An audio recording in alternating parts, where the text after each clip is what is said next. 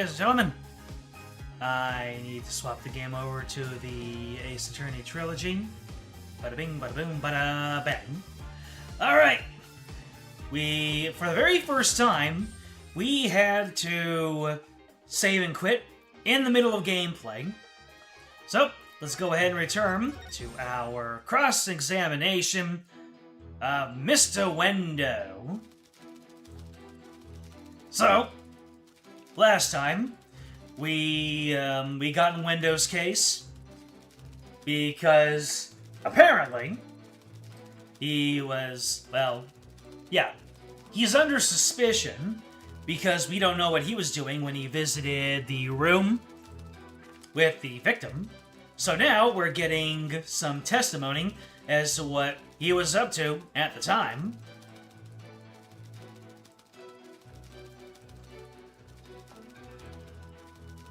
Who that green dude is? Wendo, apparently. So.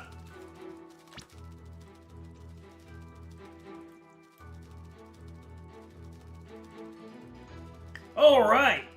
Simon managed to absolutely rage bait Wendo into giving a testimony, and he asserted himself as the best character in all of Ace Attorney, basically.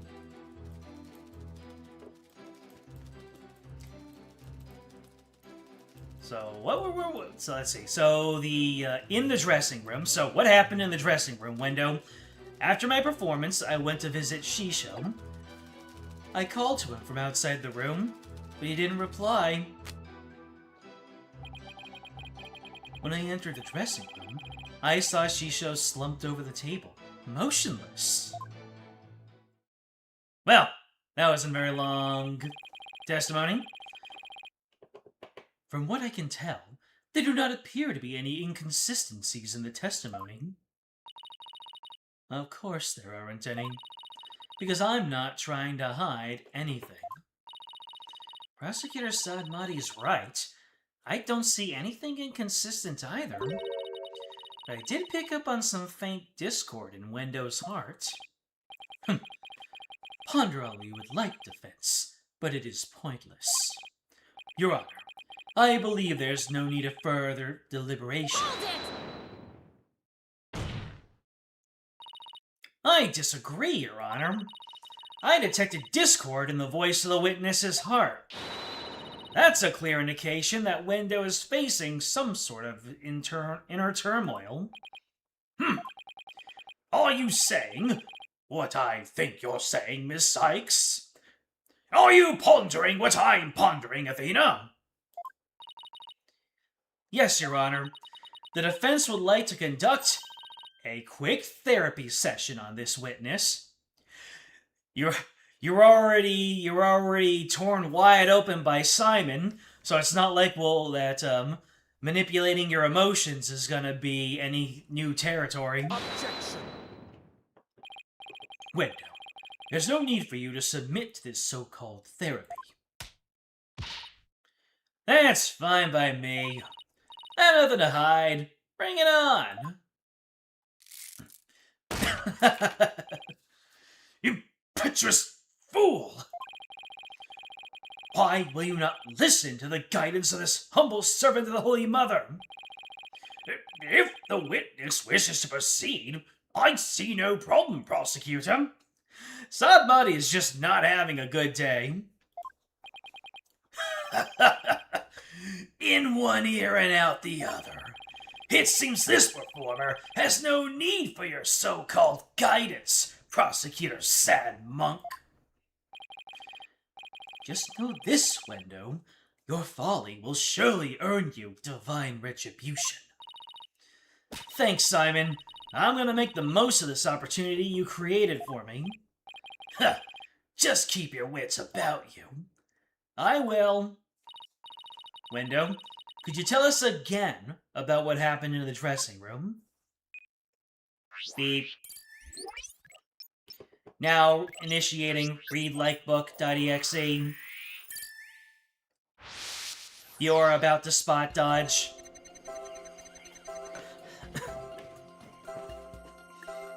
After my performance, I went to visit Shisho. I called to him from outside the room, but he didn't reply. When I entered the dressing room, I saw Shisho slumped over the table, motionless. Didn't we notice any unexpected emotions in that testimony? But isn't it always a question of the presence of an emotional response, but the absence? You know, you're right. It's not always the emotions I do see. Sometimes it's a matter of what I don't, but would expect to see. Better carefully compare Window's statements to his emotions again. Oh, wait! Was I able to pinpoint at that time? I thought we were just rolling on through. Yeah, he was only sad. Yeah, he's only sad. Shouldn't you be surprised also that if you called out to him and then you saw he was dead? Why ain't you surprised?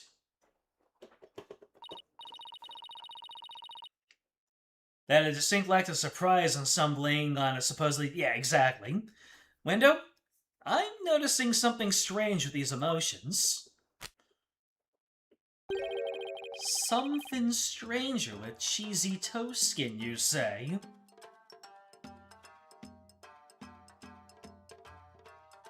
I'm sure he was set up for a perfect pun in the original translation. No, something strange with these emotions. How could you have heard something strange with cheesy toe skin? I don't know. Maybe it's me who's got some cheese in my ears. Did he will the floor to open up and swallow his cushions out of shame for that bad joke? The point I'm trying to make is that I noticed something unexpected in your emotions. Now stop hiding and come out where we can see you. Bailiff, please bring the witness a few replacement cushions. How nice of them. So, what was this unexpected thing you've noticed?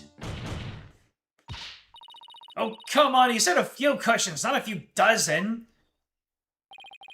Now that we've all had a good laugh, please continue, Miss Sykes. Reasonable crash out, to be honest. Who's laughing? Chet, are you laughing? Is it me? Did I make you laugh? Good. Focus, Athena. Don't let yourself get rattled. When you entered the room and saw your master slumped motionless over the table, you weren't the least bit shocked, Window. Don't you think that's a little odd? Is it, though? Lack of surprise means you were prepared for what you saw. And I think I know why.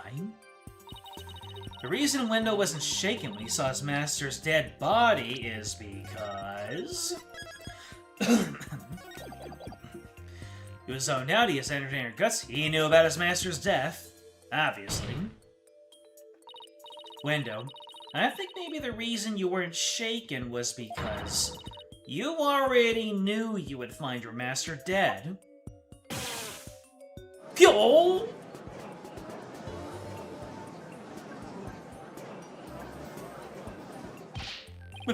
What? What kind of a thing is that to say? You got it all wrong. Oh, right. I just remembered something. I thought Shisha was just sleeping when I first saw him.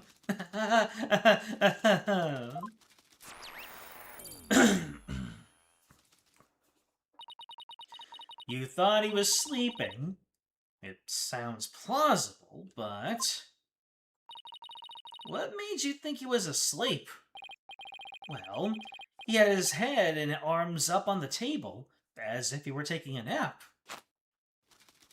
Oh, one other thing. There was that note, too. A note? What note? Ah, he must be talking about this. It appears to have been written by the victim. Allow me to read it.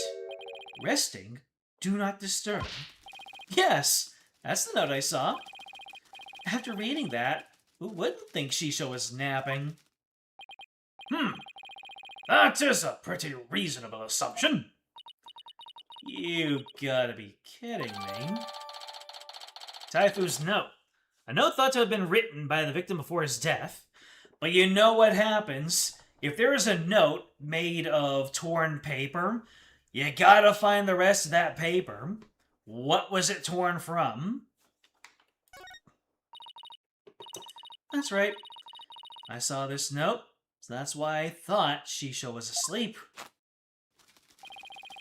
I wanted to change my testimony to include that statement.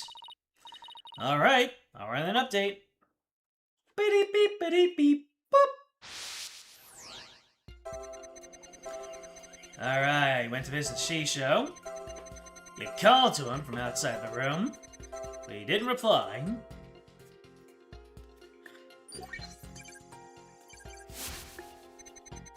When I opened the door, I thought he was sleeping. But something seemed off, so I rushed over to him. I was shocked to find him dead. I couldn't believe my eyes. Why were you angry? If something seemed off, wouldn't you be worried or some such? Got it. Did you think at first maybe it didn't work and he actually was resting? A diary, usually. You've got it. Wendo, I noticed something funny in your emotions again. Funny, you say?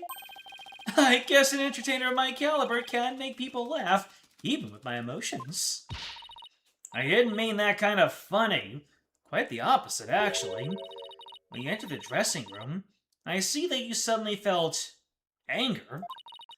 I want to know is, what made you feel angry all of a sudden? What? Let's see. Oh, yeah, now I remember. As I was going in, I whacked my little piggy on something. Is that what they call it these days? At least wait until you're all by yourself. I was annoyed at my own clumsiness! Wait, you mean you stubbed your pinky toe? Sure, that's what he meant. The victim should have been listening to his show, since it should have been the one to... Oh, I see. The victim should have been listening to his show, since it should have been the one to the show. He was worthy of inheriting his Rakugo performer name. He didn't do the sensible option.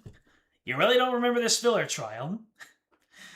I mean, considering the fact that it only exists for Clown, I don't blame you. Just a little bump on my little piggy. No big deal. It's embarrassing, really. Sounds more like he's hiding something. I better dig a bit deeper. No need to be embarrassed, Wendo. I'm afraid it's something we do need to look into.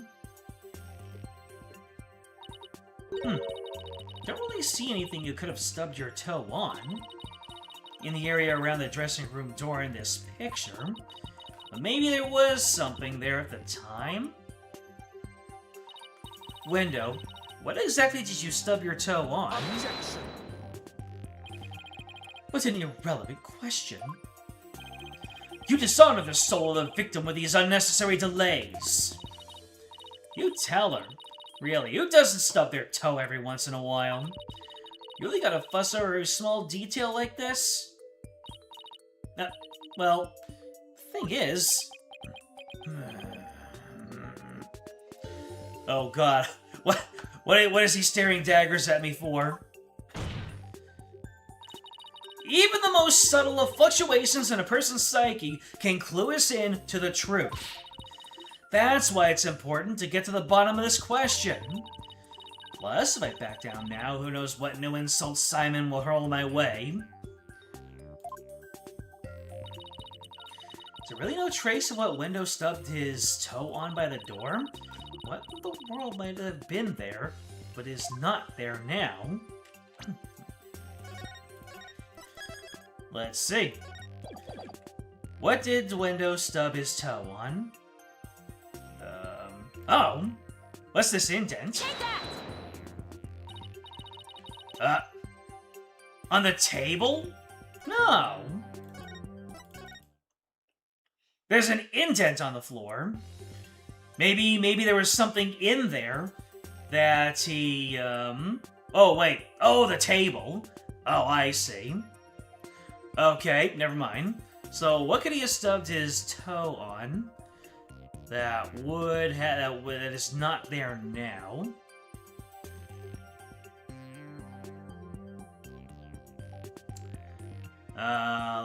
Actually, wait. There's a trail in here. Yeah, there's like a trail here. And it's leading to the TV. Take that! Okay, it was a TV. Please take a good look at this photo of the crime scene. I thought that there was the leg of the table, but I guess it's not the table. Huh. Do you see it? This long track that goes from the door all the way across the room? Now that you mention it, I do see traces of something dragged. And the drag marks end there, at the TV. This implies that the TV was originally by the door.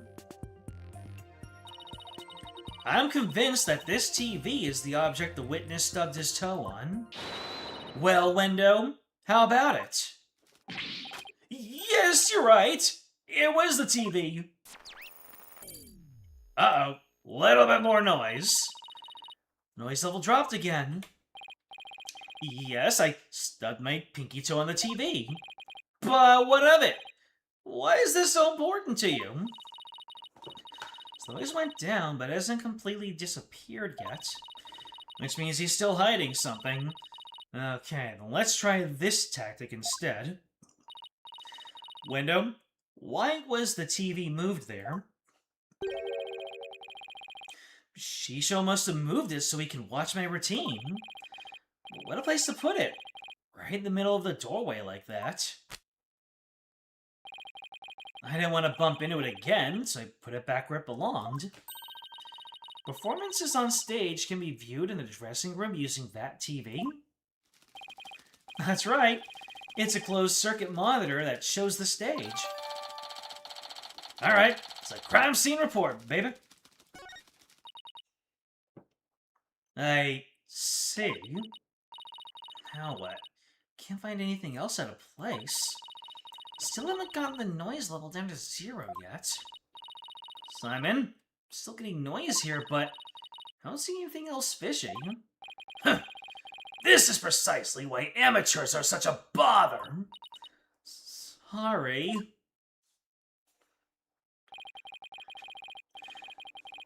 Black Quill is looking directly at me. Athena is me, and Black Quill is all of you.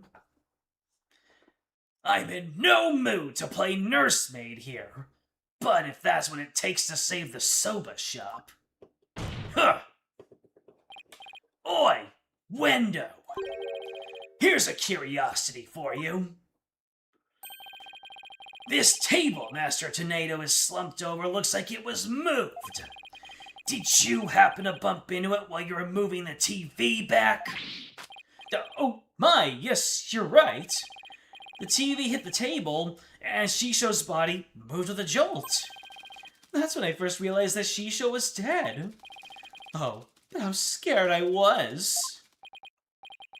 I see. Thank you. We're finally getting a more precise picture of how the body was discovered. But I'd wager you need to put the spurs to Window just a trifle longer. Right. I can't keep asking Simon to bail me out like this.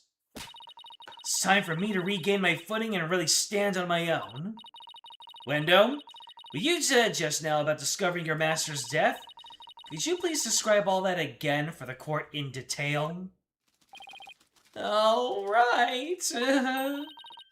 Before you do, let me just plug in the latest information.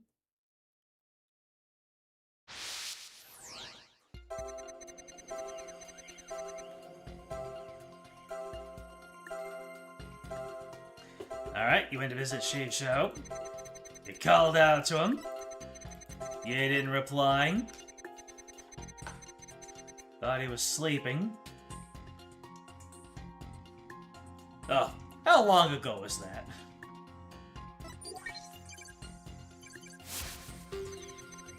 I tried to enter the dressing room. I stubbed my toe on the TV.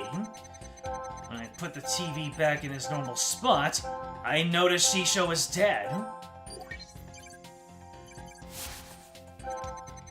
Seeing him slumped over that cluttered table. Oh, Shisho! Alright, let me see here.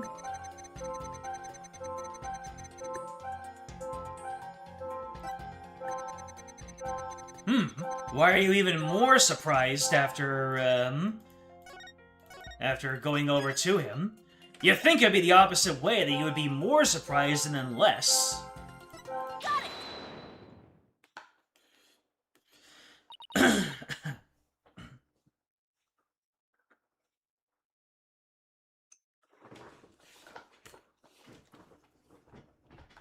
That's odd.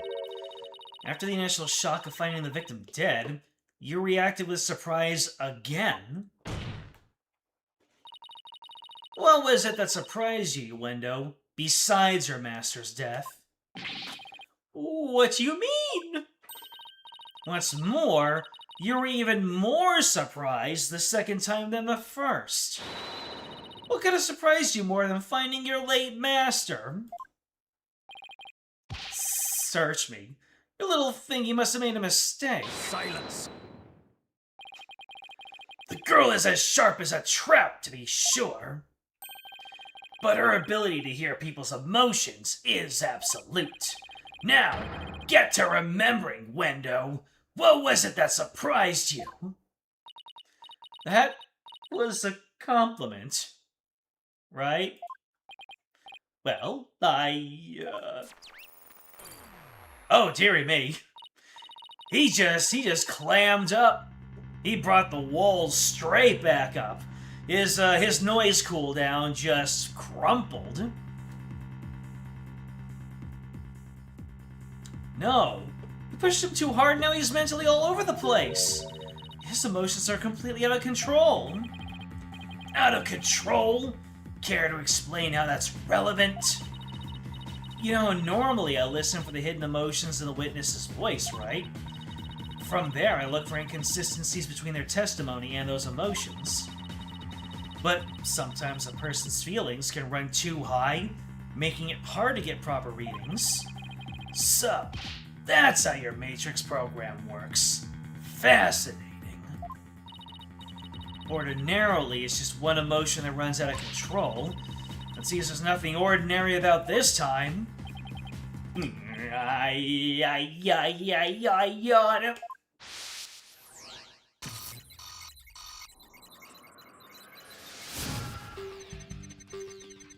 Everything is Aimgi! You went to visit Shisho. You called to him from outside the room, but he didn't reply. When you opened the door, you thought he was sleeping. Tried to remember the dressing room. Tried to enter the dressing room, but stubbed his toe on the TV. When I put the TV back in its normal spot, I realized that Shisho was dead. Seeing him slumped over that cluttered table. Oh, Shisho. I knew it. Huh. What's got your knickers all in a bunch now? Wendo has multiple emotions running out of control at the same time. I've never seen anything like this, ever. So, how does one bring a situation like this back under control? I'll have to find the root cause of this tangled mess before I can treat him. If I can identify as what is causing this emotional rampage, then I can probe to dive in further.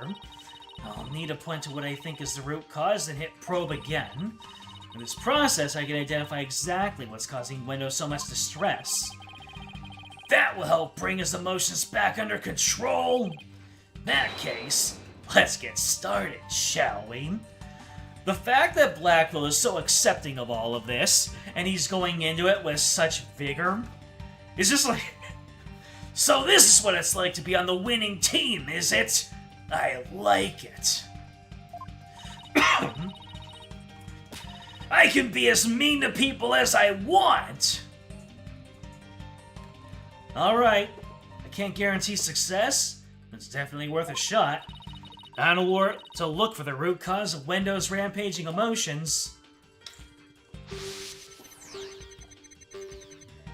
So the whole thing that kicked this off was the source of worry on, like, what he was looking at. Seeing him slumped over that cluttered table. So this was what caused him to spiral out. And clearly, what he saw freaked him out. And I'm guessing it's those cards.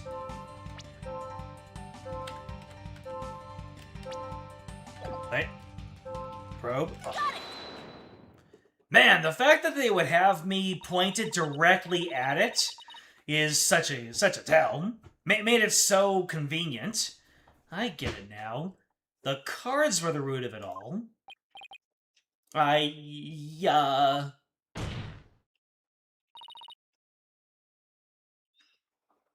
You're guessing Owen is significance to Wendo.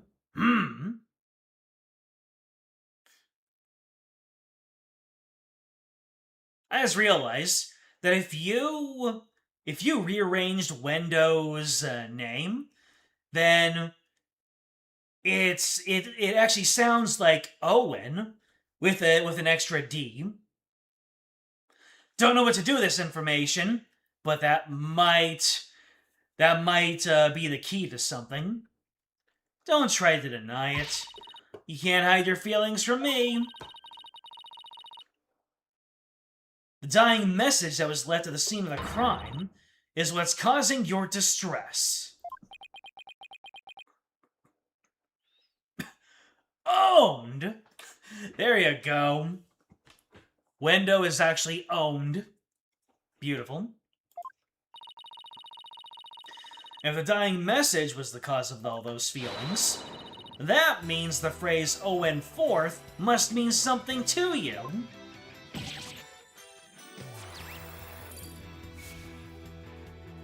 Ooh. Bye-bye. Is this music Athena's pursuit theme? This is new.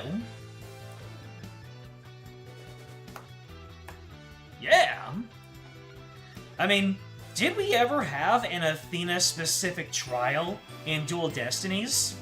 If this is the first time that Athena is headlining it, then that means that this would be Athena music.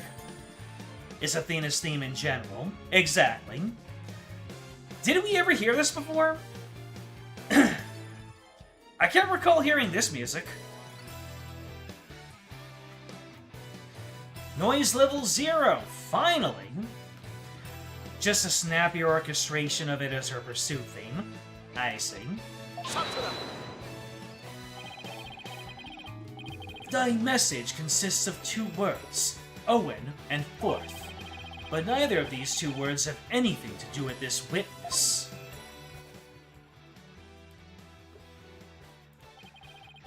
This topic warrants no further argument. Sure, there may not seem to be any direct connection between Wendo and the message, for now. But why don't you wait and decide what's necessary after you hear my theory? I trust you've hit upon something, Athena. Yep, if my theory is right, we can finally solve the case of Wendo and the mysterious Owen Forth. I just realized that D is the 4th letter of the alphabet. So is his name O-N-D?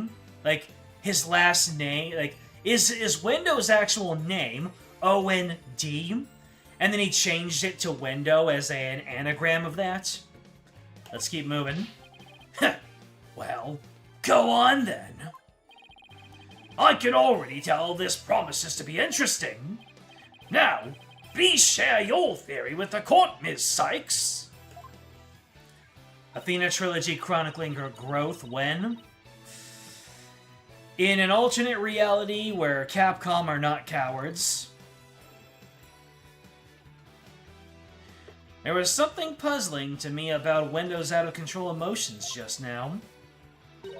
Namely, that there were 3 distinct reactions present. I had never seen that before. I wondered how it could be possible. Is there a conclusion to this meandering musing of yours? Hold your horse, getting there. So, could a person flip between 3 distinct emotions of such intensity as like a switch? In the end, I concluded that it just wasn't possible.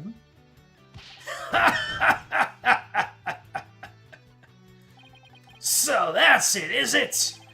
A bit unconventional, but I'll grant that it's possible within the realm of psychology. Within the realm of psychology? I'm afraid you'll have to explain it for the old man up here on the bench. Your Honor, my theory is that Wendo is a robot? Has supernatural powers, has multiple personalities.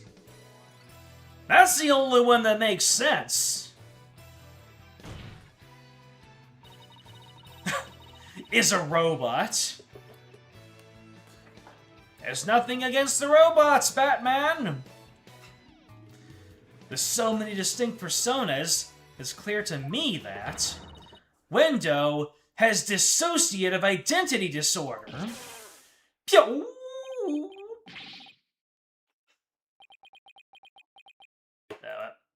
What does that even mean?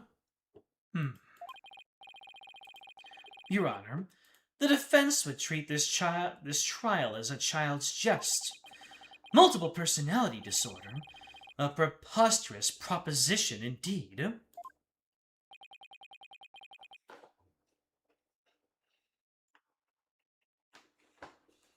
The nerd and her friend who knows what she's talking about bonding over their shared knowledge. Still waiting for Capcom to give you Beautiful Joe 3? They said he would be back. Yeah, in more crossovers. Right next to Mega Man and Arthur and Amaterasu. You know, Capcom, the incredible catalog of crossover-only characters. I just caused everyone way too much psychic damage, didn't I? Or emotional damage. He needs to come back. What they need is...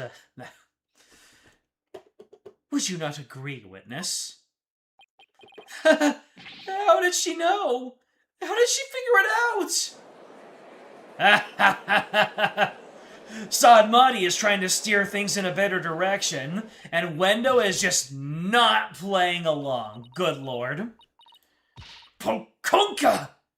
I can't believe it. I did it. I did it, Simon. I've read papers on it before, but to think I'd see a case of it myself. Blimey! Rakugo artists tell stories as different characters, but as different personalities! Is Simon supposed to be full-on British? Is he supposed to have like a thick Liverpool accent even? I've just been using my edgelord voice for him. I mean, he has been saying things like bully, but never really registered with me. Hey you, lawyer girl. Got a problem with us? Huh?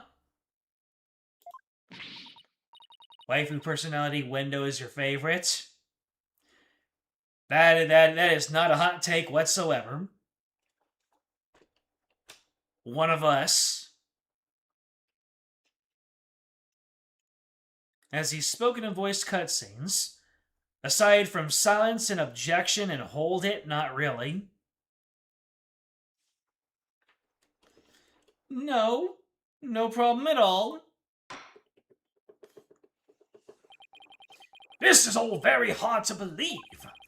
But now that we've established that the witness has multiple personalities, could each of them please introduce themselves to this court? Window Tornado. I am a Rakugo storyteller, as you know. Hello everybody. Patches, the friendly jester here.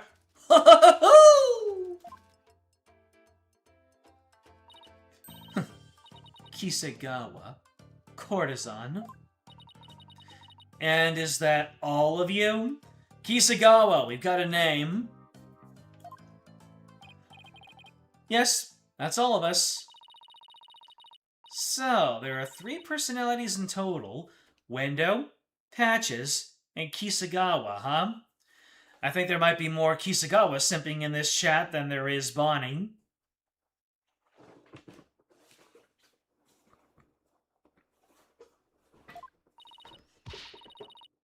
Well, Simon, what do you think now? Now, you're one lucky duck. Just be glad they were dense enough to help you out. Can't you just straight up say I did great for a change? Huh. No. You appear to be quite proud of your self-defense, but all you've done is infringe upon the privacy of the witness. I couldn't disagree more, prosecutor. Now the dying message makes sense?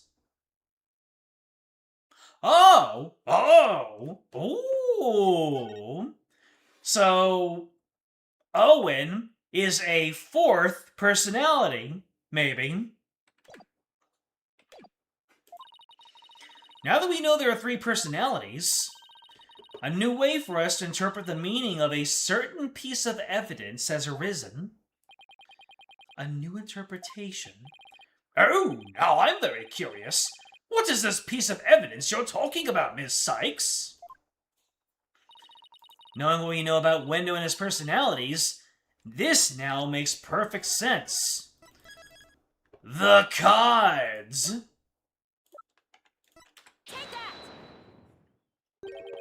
The Karuta cards? That's right, Your Honor. Recall the original dying message left at the scene. We didn't have a clue as to what Owen 4th could have possibly meant. But now, with this new information about Window and his personalities, isn't it possible that Owen 4th actually means a secret 4th personality of Window's? A personality named Owen? NANI?! Pokunka! Window must have kept his dissociative identity disorder from us because he didn't want to be associated in any way with that dying message. No, that's not why. We kept our disorder a secret for a different reason altogether. We've been taking advantage of our affliction to act out various Rakugo characters. If one of this got out, well, our reputation as a Rakugo artist would be tarnished, as would the Tornado name. That's why we kept it a secret from everyone, except members of the Tornado school. But really, there is no 4th personality. It's just 3 of us in here.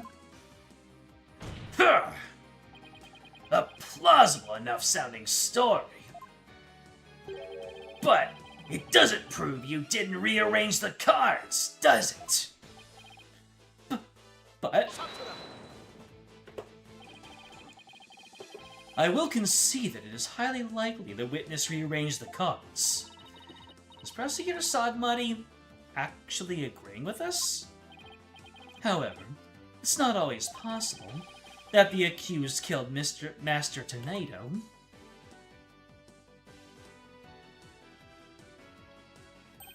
and then left that message in order to frame the witness.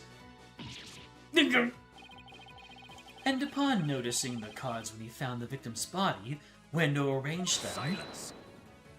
Oh, damn! Sod Mahdi is just going off on his nonsense, and Blackwell just went, "Not in my house, pal!" Wow, oh my goodness. Now the prosecution is coming up with a theory, and now someone on the defense is interrupting him and saying, "Cool story, bro." Has that ever happened at any other point in Ace Attorney, where the defense cool story bro'd the prosecution? Oh my god, Blackwell game when?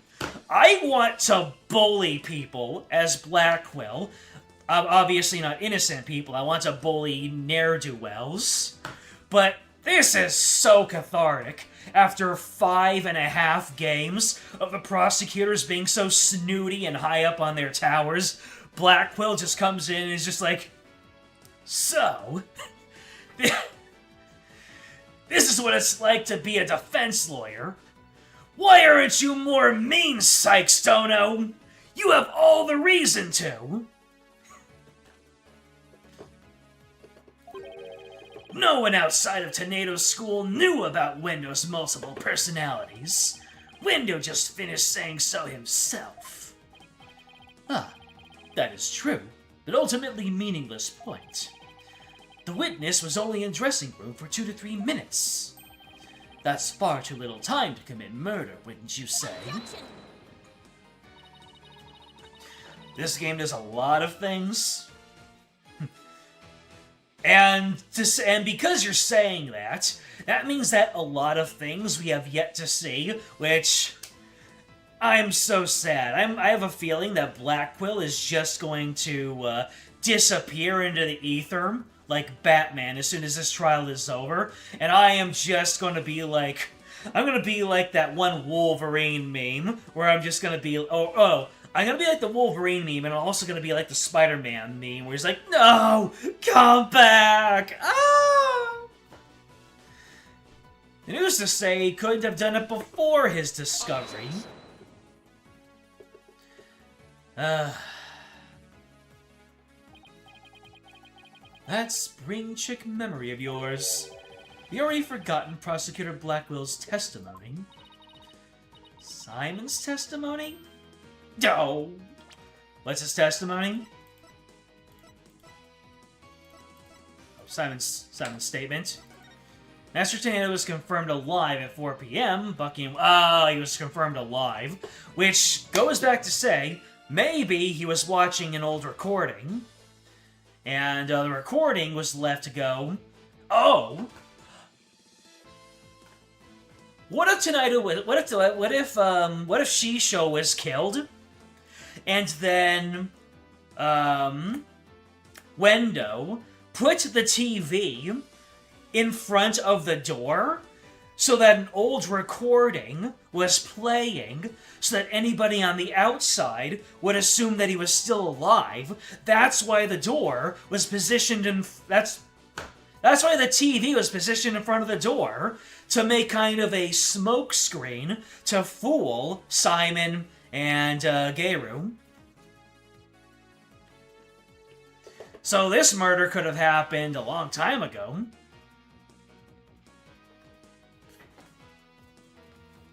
Blackwell serves his purpose here. But couldn't he have served more purpose later on? I'll be too busy with something else. Wendo was on stage when Bucky showed up. Timing's bad. Bucky showed up, spoke to the living victim, left. Oh. Oh, I see. Well, it's not like we're there in the first place. So, good theory, but I guess now I actually am missing the forest with the trees. Alright, let me go ahead and open up my court stenographer records and Get my feet firmly out of my mouth.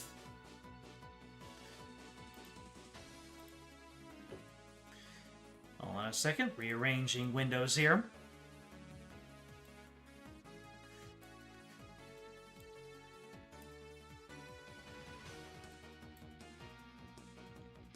Okay. So Bucky talked to him. He is very much alive. Window discovered the victim's body upon entering the room after Bucky left. Before Bucky came to the theater, Gator was outside feeding her dog a number of dumplings. The dog buried the leftovers in the yard. Wonder how that's going to come into play later on.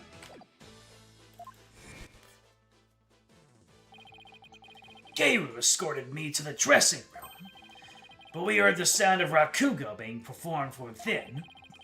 Thinking the master was rehearsing, we decided to wait in the hall until he was done.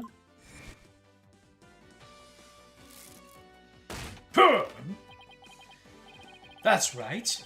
Until a few moments before Window entered the dressing room, Taifu Tornado was confirmed to still be alive.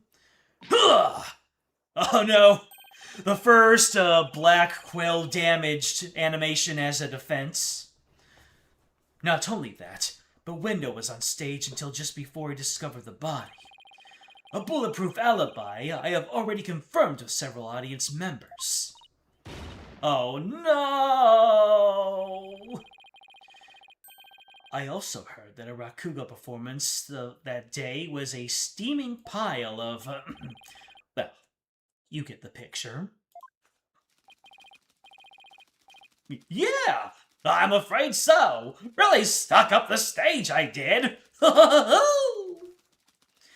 Thanks to an animation compilation, you know who did it. Don't ask you how to prove it, though, or ask you to spoil it, even. When you saw years ago at that, well, if I saw it years ago, I don't recall what could have possibly given it away, so we're just gonna keep it moving here. And yet, I have a perfect alibi. Indeed. Why not land the coup de grace on the defense by describing your alibi, witness? Okie dokie smoky! Here it comes! I was on stage until moments before I went into the dressing room. The entire audience was my witness. But my performance was a huge bust. Not a single soul laughed. I'll never be able to live down how terribly I bombed during that very important show. Window was on stage before he found the body, so he could not have committed this crime. It is time to let it all go, defense, and move on. You gain one leg up, and you just decide to hit us with the let it go and move on. My guy, you're acting like you haven't been getting slapped around this whole trial. Well, get this, Prosecutor Sadmari. The Wright Anything Agency never gives up. We fight to the bitter end. Feh. No, we're playing Ace Attorney, not Feh. Allow me to say this once more. Let it go and move on. And let me to say this once more. Get a different catchphrase. You're getting diminishing returns. And let me say once more, I'm never giving up. Let it go and never! This is pointless. You should have taken advantage of this opportunity while you could, you foolish child. Your worthless convictions only serve to prolong the accused's suffering. If words will not sway you, then perhaps pain will. Bailiff, send him out of court on contempt because of that very clear threat!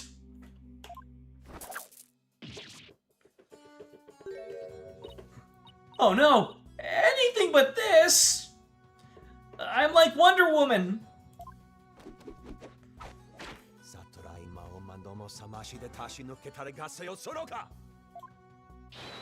Huh.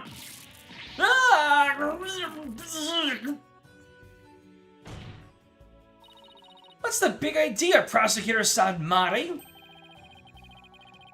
That was but a small dose of punishment for your misguided convictions. Meanwhile,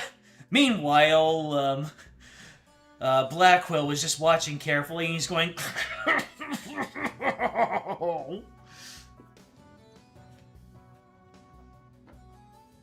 You gave up Fire Emblem Heroes years ago. You have no problems throwing small bits of money to live services. You're having fun with it. But if it gets to the point where it feels like you have to pay up to just get anywhere, goodbye. Yep, sounds about right. I don't remember what my breaking point was. I just kind of got bored with it. I felt like I had seen everything there was to see. I think it was around the 5th alt of Bo Lin. And I was like, yeah, okay. I'm out.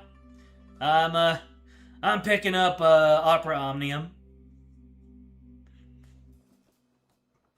All the skills were 5-star locked and nothing would trickle out of F2P. Yep.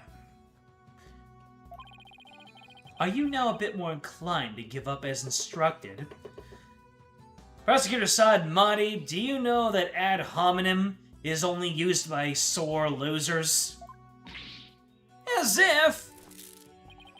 In that case, you must require another dose. Huh. Not bloody likely! I don't give two flips about your beliefs. But if Sykestona were to submit to you here, I wouldn't be able to eat good soba anymore.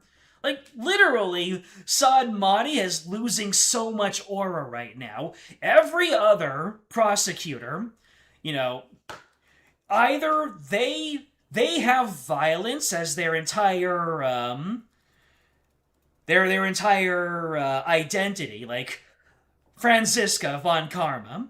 She was whipping Phoenix right from the word go, so that's part of her identity. I'll admit, Franziska never had aura. That might be kind of a hot take, but I don't think she ever did. She just came out and she was always whipping Phoenix, and she was always resorting to that to try and look big. But the very moment a little bit of pressure, she always folded under zero pressure. And, no other prosecutors have resorted to violence, not directly at least. So for Sadmati to come in here and be like, let it go and move on, and then Athena's like, no, Sadmati just goes in, okay, then I'll just beat you up. I feel like what Sadmati's doing is illegal. Big aura loss. Sadmati... We literally have Geiru in the court right now, and Sadmati is the biggest clown.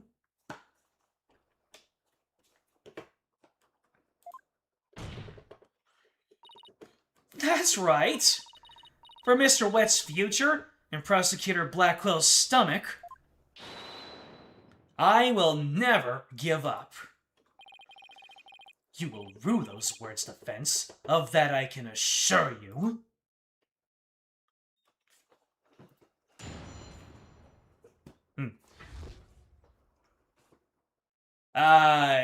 You stopped when you felt like you couldn't craft more units without sacrificing 5-star units you liked and you wanted to keep. And then they introduced a system for inheriting skills without losing the units, and they locked it into a new rarity. And you could only do it with like one skill or something, right?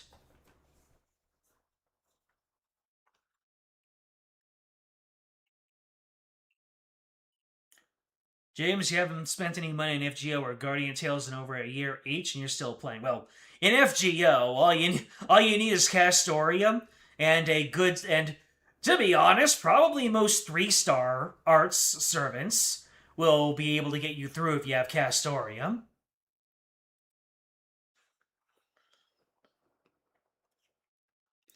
For Guardian Tales, I wouldn't know about that one. I did not get into Guardian Tales Endgame. I got into I dipped my toe into chapter 10, and then the sameness kind of did me in from that one.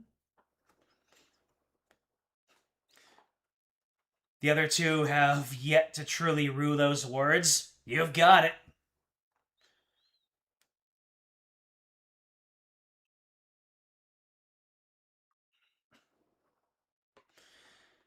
Oh, you weren't even around for that. Yeah. They, what was it? Fire Emblem Heroes had, reconstructed units where you could give their weapons to someone else without sacrificing the unit, but you could only do it once per unit and only their weapon.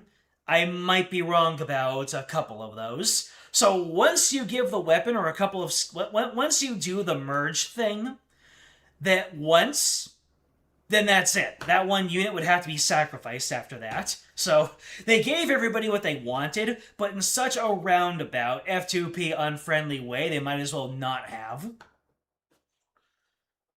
Anyways, we're talking about Wendo's alibi. I was on stage until... Okay, so he was on stage until just moments before he went into the dressing room. The entire audience was your witness. But your performance was a huge bust. Not a single soul left. You'll never be able to live down how terribly you bombed during that very important show.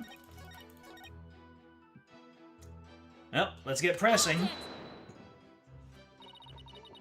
How can we be sure it was you who was on that stage? You asking whether it could have been some imposter? I guess so. Unlike a big arena, the Rakugo Theater is a cozy little place. It would be hard to fool an audience in such an intimate setting, don't you think? Yeah, I guess you're right. Good. I'm glad we could clear that up, because I guess you could say the entire audience was your witness. Was there anything special about the stage or your performance that you can tell me? For example, were the lights dimmer than usual? Were there any problems or accidents? Not a thing. Everything was the same as always. Mr. Prosecutor, you questioned the audience, didn't you? Yes, of course. Apparently, nothing seemed amiss to them except, well, one small thing. One small thing? Oh, it's so embarrassing. I tried my best. Really, I did.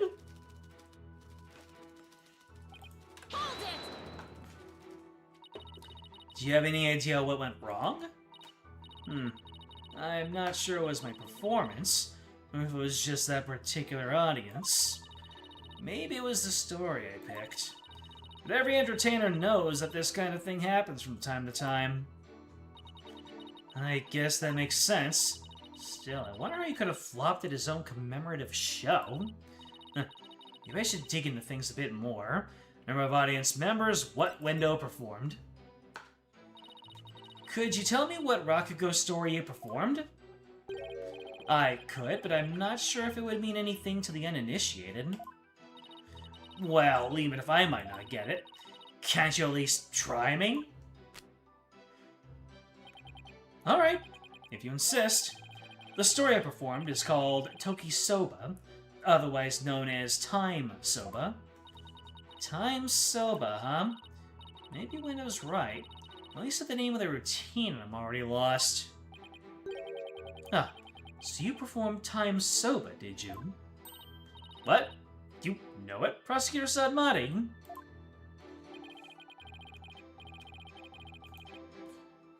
In the course of my studies last night, I became familiar with a number of stories. I must say, Defense, you would do well to prepare better for your next trial.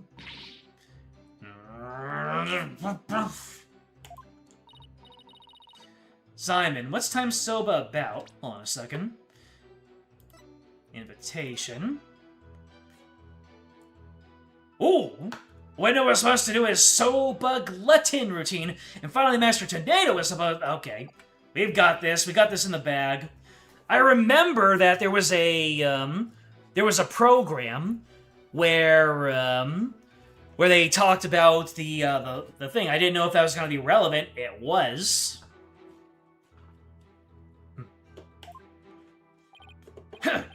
Look it up yourself. Allow me to give an overview. The story takes place on a winter's night. A man orders bowls of soba at a street stall. How you doing, sir? What can I get for you? I see you've got seaweed topped on amaki soba. I'll have a bowl of shipoku, my good man. Sure is a cold night, isn't it? There's nothing like a hot bowl of noodles and soup to warm the soul. You know it, sir. One shipoku coming right up. So, how's business? Not so great, sir. Is that so? Well, that's great, because things can only get better from here, right? Wow, prosecutor! The customer talks on and on like this. Finally, when he is done eating, he goes to pay for his soba. So how much do I owe you? That'll be 16 mon, sir. I see. Sorry, but I only have small change on me. I'll count the coins in your palm, so you hold out your hand. So can you hold out your hand for me? 1, 2, 3, 4, 5, 6, 7, 8. Hey, what time is it? It's 9, sir. 10, 11, 12, 13, 14, 15, 16. Thanks, and bye. Very well done, Prosecutor San Martin. That was excellent. That was read way too fast. I couldn't even get the punchline. I was just reading out words. I couldn't even figure out what they were trying to get at. Huh? I don't get it. What's so funny about that? Don't you see? The customer paid with coins, counting them out one by one. Then, just after counting 8, he asked about the time, and the sober vendor answered with 9. Ah, now I get it. He made the vendor say 9, then he continued counting from 10. Exactly. He cheated the soba vendor out of 1 mon with his smooth talking. Oh. The story continues with another man who saw the whole thing and tries to do the same, but he bungles the trick and ends up paying more than 16 mon for his soba. The story ends on that as the punchline. You can look up the rest of the details yourself. Or, I'm sure Prosecutor Sad Monk over there would love to perform it for you after court. So basically, it's a story about a man cheating on his soba bill. It's kind of petty, isn't it? Is that really all you have to say about this classic story? Time soba is such a well-known staple of Rakugo that... Fine! So you studied a lot! But we haven't time for a lecture detour right now, Prosecutor Sad Monk! Oh, I wanted to hear a little more, but I suppose it is off topic. Getting back to the matter at hand, Ms. Sykes, the witness, stated that the story I performed is called Toki Soba, otherwise known as Time Soba. Would you like to add this statement to the testimony? Should I have that statement added to the testimony? Have it added. Yes, Your Honor. I'd like to have it added. Very well. The story I performed is called Toki Soba, otherwise known as Time Soba. Is that so? Are you sure about that? Wendo, isn't there something odd about the routine you performed? Odd? No, I don't think there's anything odd about it. Well, that's exactly what I find odd. The fact that you don't think it's odd. We are discussing the witness's alibi at the moment, defense. The show's program is completely irrelevant. Haha! That's where you're wrong, Prosecutor Sadmati. The reason being, it contradicts the statement the witness just made. Wendo, do you know what this is? No, what is it?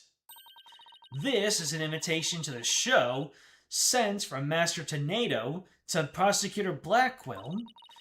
Included in the invitation is a rundown of the show's program, which clearly states the Time Soba was to be performed by Master Tornado himself. No! Window, why did you perform the routine your master was scheduled to do? Well, you see, the reason for that is... How do I say this? You see, let's see, it was a prank, bro! That's right! It was just a little joke, you see? I was trying to surprise Shisho by performing his routine before he did. I don't know if I buy that. Was doing the victim's routine really just for laughs? Or, hey, didn't Simon happen to hear the time Soba coming from the dressing room? During Window's performance on stage? Oh my god, the performance was so bad that it killed Shisho. Seems like too much of a coincidence. Wait, can it be? What's the matter? You look like a hen with a dozen eggs to lay. Stop comparing me to birds. And cease this bird-brained timidity. If something has occurred to you, then lay it out for us already, Mods Band Blackwell. Don't breed resentment with those watching your performance. Okay. I don't have a ton of confidence in this theory, but here goes. Looks like Window's alibi checks out, Your Honor, but even though he was on stage at the time, he may have been trying to obfuscate a crucial detail about this case. Are you referring to the sober bill the man tried to skip on in the witness's story? I'm not talking about the Rakugo story, Your Honor. Oh, I'm sorry. Wow, we're even reprimanding the judge as the defense. But then, what are you talking about, Miss Sykes? What Window may have been trying to deceive us about was... Oh, accidentally hit auto.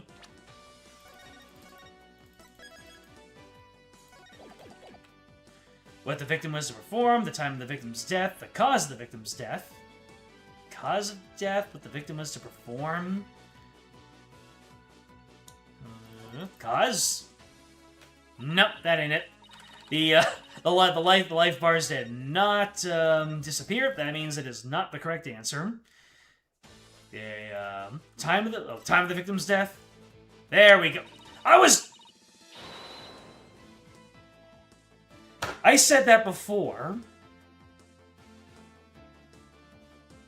I literally said that before. I was theory crafting that he was obfuscating the time of the death. I swear I'm not stupid on purpose. Window tried to deceive us about the time of the victim's death. What? Oh! What gibberish! Prosecutor Blackwell even testified to the time of the victim's death. I know, but he only testified that way because he and Garu had been completely taken in. You mean by the sober bill thing? Would you please forget about the story for a second, Your Honor? I was deceived. Uh-oh. Blackwell, put your sword away. Put it away. Put it away. You're gonna be found in contempt.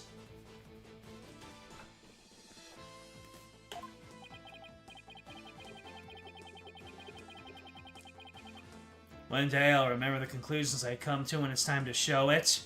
No. Oh, I'd sooner die than follow up on my own theories.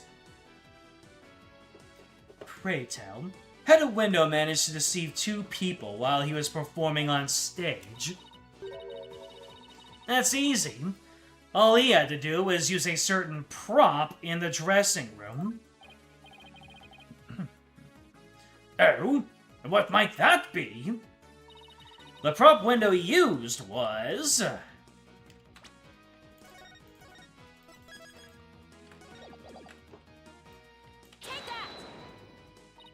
This TV was used to view what was happening on the stage.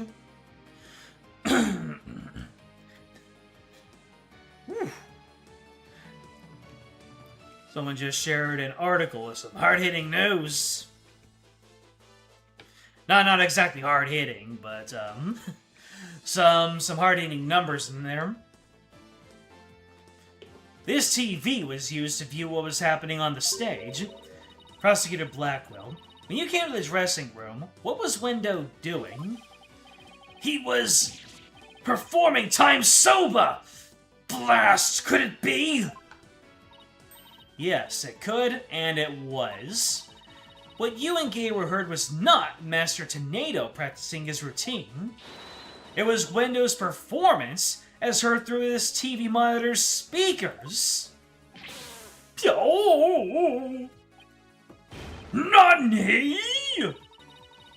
With the TV just inside the inner door of the dressing room, it could easily be heard from the hallway outside. And because we knew that Master Tornado was scheduled to perform time sober, we were easily manipulated into thinking he was still alive at the time, rehearsing. Yes, your knowledge of the day's program is why the two of you could be fooled this way. Simon, did the voice you hear belong to Master Tornado? Huh, with the doors in the way, I couldn't tell exactly who the voice belonged to. But because I heard time sober, I just assumed it was Master Tornado. Ugh! I can't believe I was taken in by such a simple mind game! Objection. Come on! You would have had Taka claw people's eyes out over less.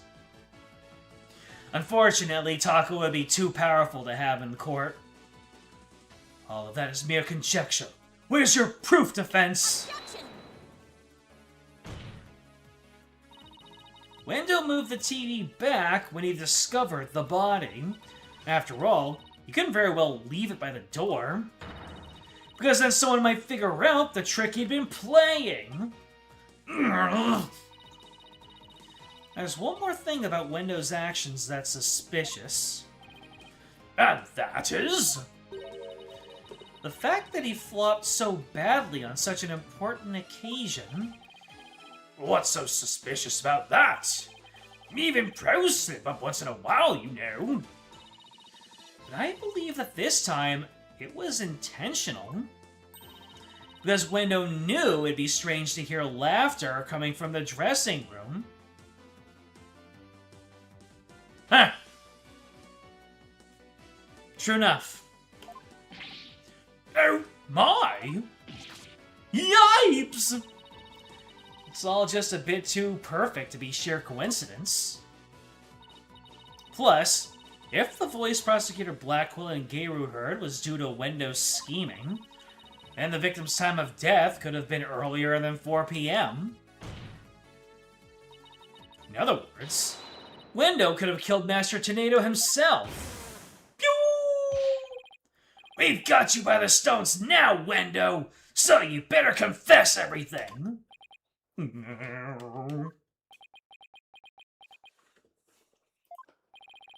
Well, witness, what do you have to say for yourself?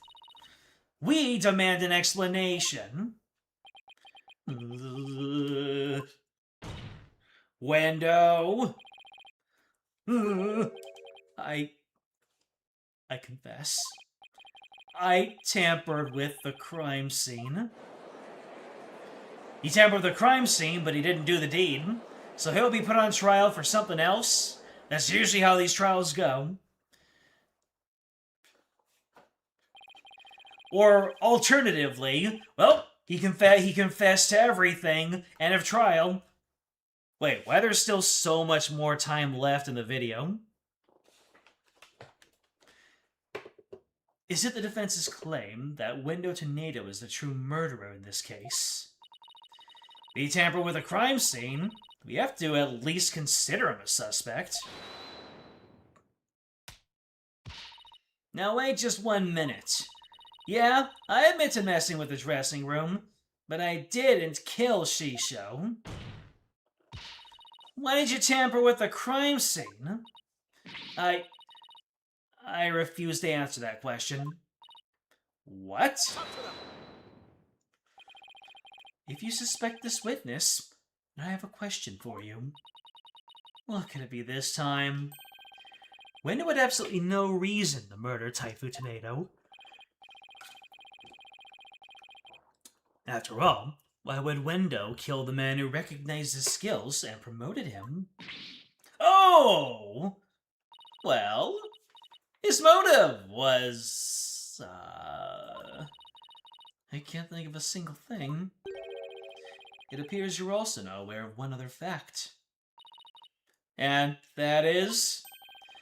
that the accused visited the dressing room before 4 p.m. as well.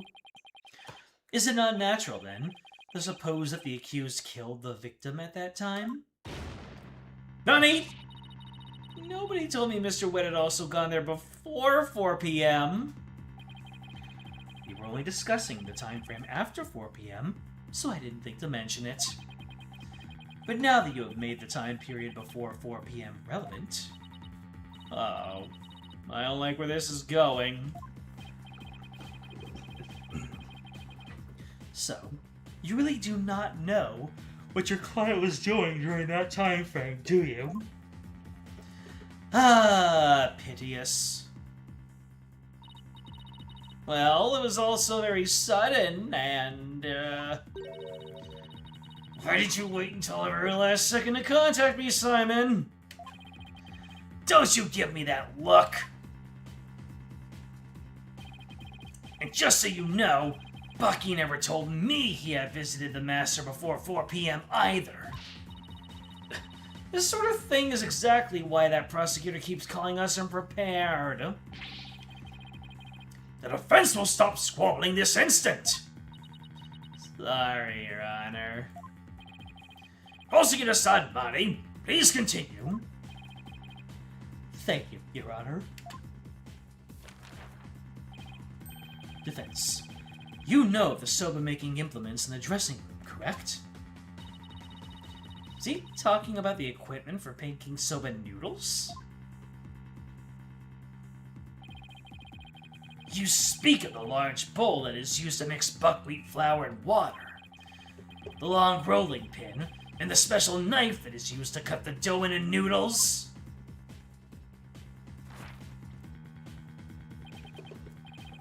Precisely. These tools all came from the accused soba shop. You mean they didn't belong to Master Tornado? Mr. Wright had visited the dressing room to give the victim a soba-making lesson, and that visit was before 4 p.m. I'm afraid that after the accused kneaded the dough and made those noodles,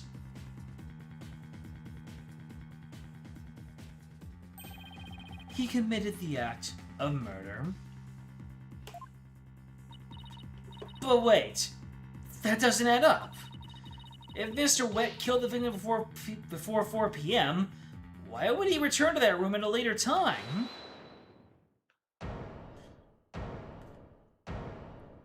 What's about to happen?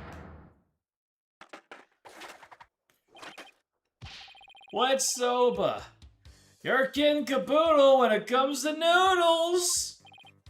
Oh, my! I am Miss Chickadee. Yes, I mean. The reason I went back because Master Tornado were gonna cook noodles! Oh. Mr. Wet?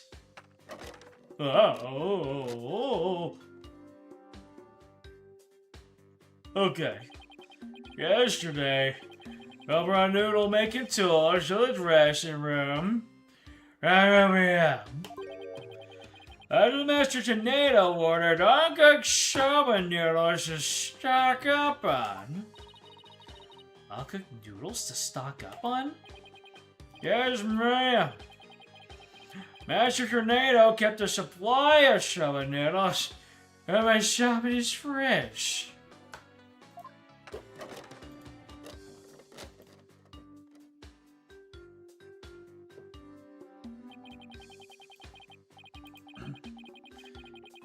You guys notice the title of this stream? Did I make it wrong? Oh, never mind. It's exactly what I intended. Nice. Click for Clown Girl. We're sure getting a whole lot of Clown Girl in this stream, aren't we? I knew exactly what I was doing. You only had one strip left, so I went back to my shop. Here's some more! One serving of noodles in the fridge? I thought the fridge was practically empty. Huh. Anyway, whereabouts of the missing noodles isn't all that important right now. You ran into me in Keiru when you came back to deliver the uncooked soba, correct? That's right, Simon. How many time out of my busy day to deliver him the noodles? Shh. You know what?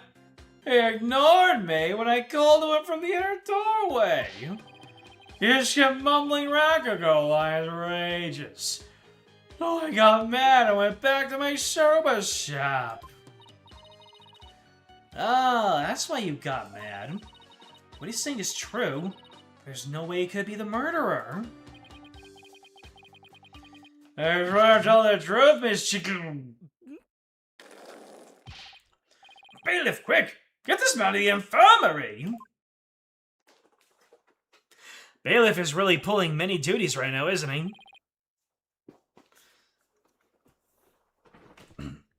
Well, I dare say he's quite the handful.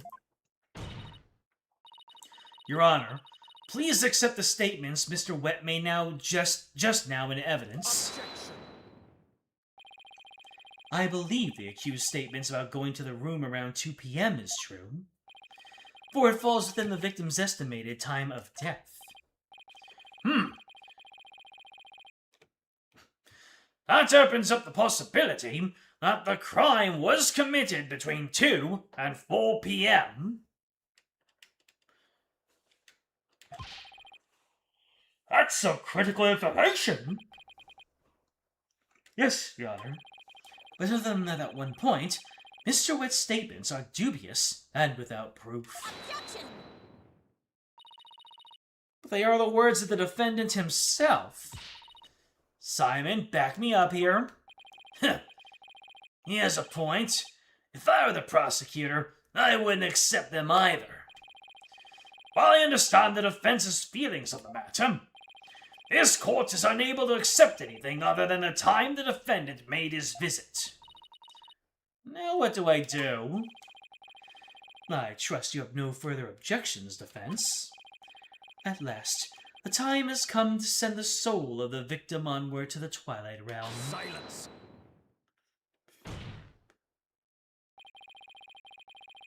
What are you yammering on about, Prosecutor Sad Monk? We still have something we need to question Wendo about. We do? Like what? Well, don't just stand there. You don't have any evidence left to present. Have you forgotten already? Chat, you. Isn't there still a hidden witness you have yet to question? A hidden witness? Oh, that's right. Your Honor, there's still one more issue we haven't finished discussing yet. No? What is this bit of unfinished business? We haven't finished discussing this issue related to Wendo. Alibi times soba. Oh, Owen. The fourth personality, baby.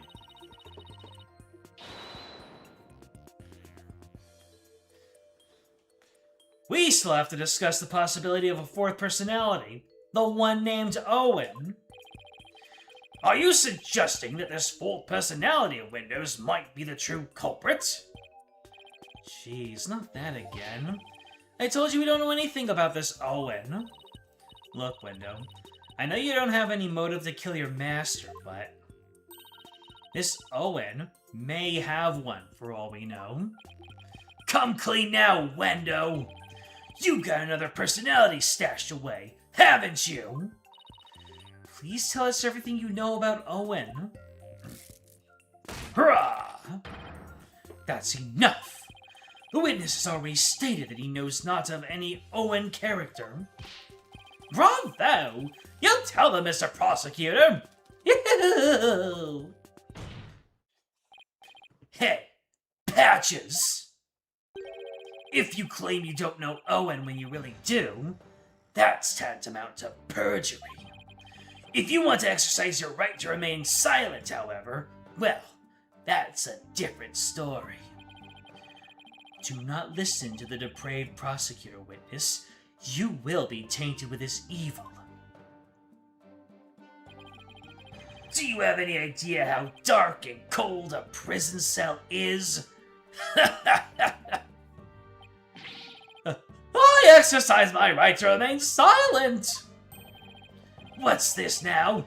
Changing horses in midstream, are you?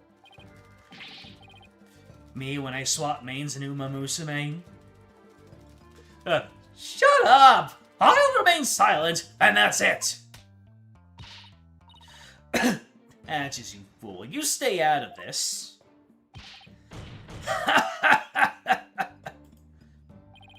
Patches is not the brightest bulb in that box you call a noggin, is he?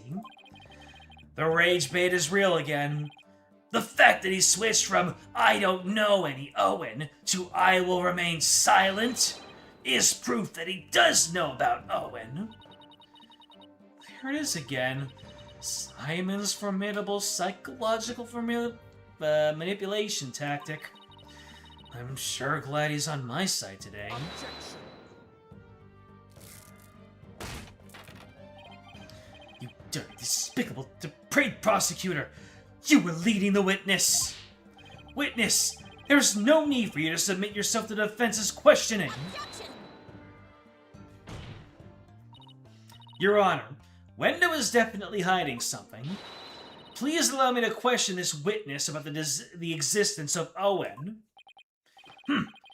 I suppose this witness can confirm or deny the existence of Owen Force. Very well. I will allow the defense to proceed. Conker!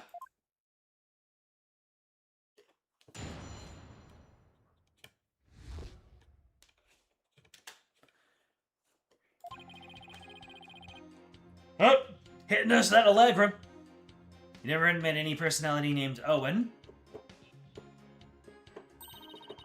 Patches was just blurting out nonsense in a panic. We're always aware, so we definitely notice if a personality like that showed up. How dare you treat me like a criminal based on mere conjecture?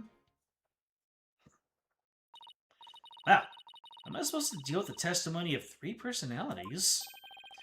Unless you can prove the existence of Owen here, it's all over. You'd best screw your courage to the sticking place and attack their testimony head on. Alright, I will. Just stop piling the pressure on me. I have to draw out some info. Anything to drag Owen out into the open.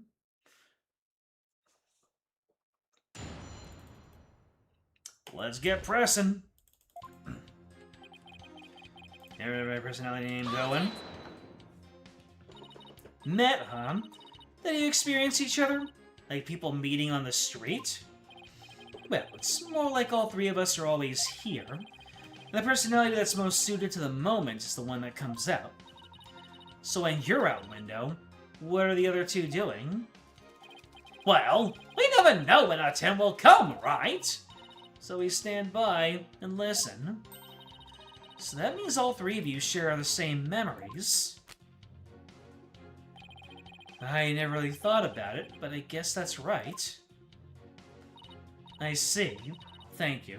Please continue.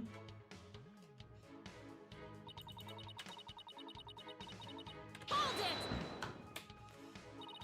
Patches, can I have a word with you, please? Ho-ho! Why, hello! Ur'haid! You said at first that you didn't know anybody named Owen, but then you exercised your right to remain silent. Were you afraid of committing perjury? Well, you say? I'll take over from here if you don't mind.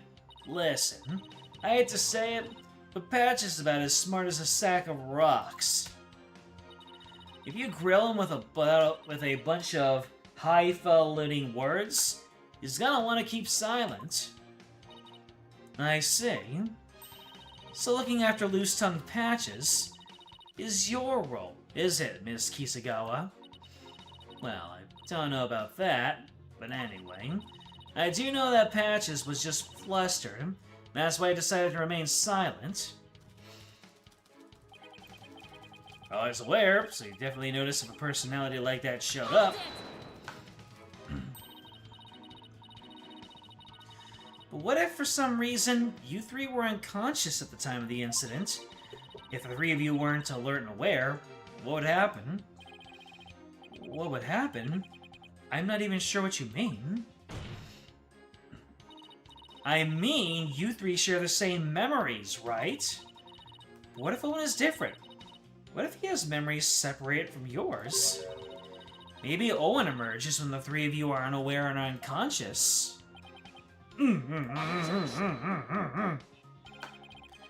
Instead of speaking as if this fourth personality is a foregone conclusion, I suggest you prove his existence first. Well, I've already seen 3 personalities. A fourth wouldn't be a stretch.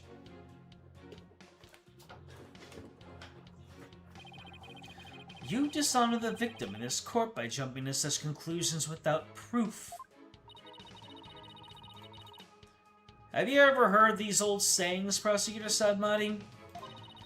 What happens twice will happen thrice. If you see one, there are likely 30 in your home.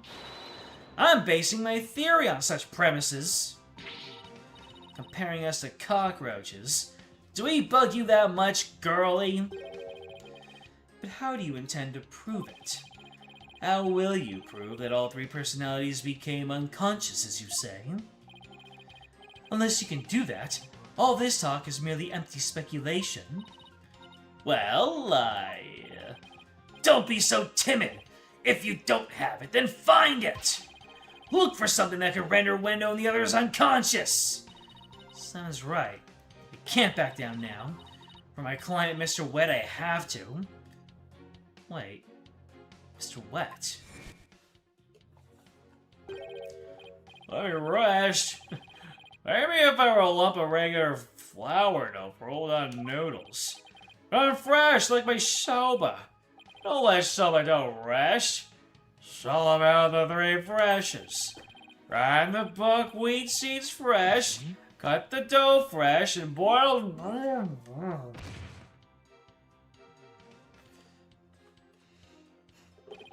He's blacked out! Mr. Wet, falling unconscious. Wait a minute. I think I've got it. Miss Sykes, do you have proof to back up your theory?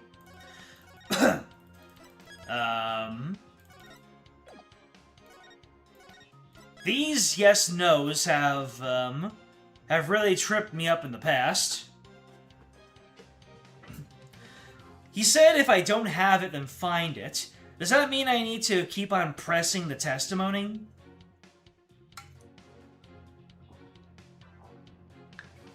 I can. Alright. I'll gladly take assistance for this coin flip. Yes, Your Honor, I do. The proof is right here in the crime photo. It is? In that case, please point out what supports your theory. This most likely is what caused Wendo to lose consciousness.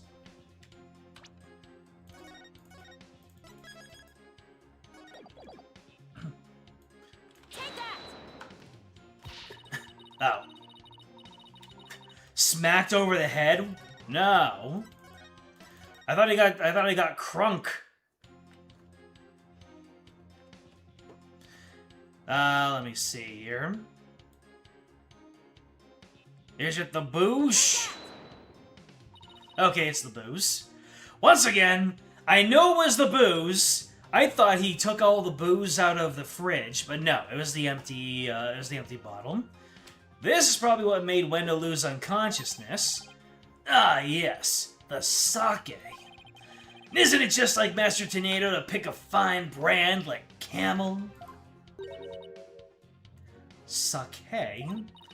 Oh, you mean rice wine? Oh, please. Don't call it rice wine.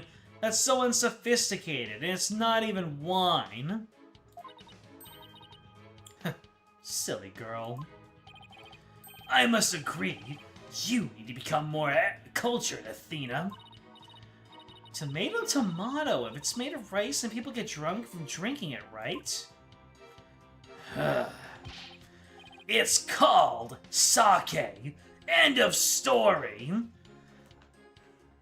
Reasonable crash out from Black Quill there.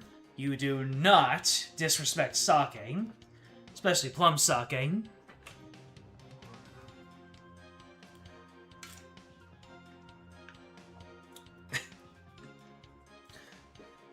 And it's not unless, what am I trying to say? And you can't really call it sake unless it comes from the sake region of Japan. Fine, sake it is then. My caramba! Everybody's so touchy about these things. Nope. This is all reasonable. Every crash out here was reasonable. I recall Master Tornado would often have a drink or two before performing. He said it made him more eloquent. Drinking too much of this stuff can make one lose consciousness, though, of course.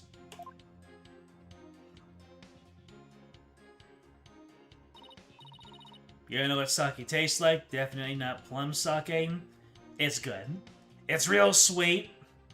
It's the dangerous kind of sake, where the sweetness takes out a majority of the bite, so you can just down that stuff and have a really good time.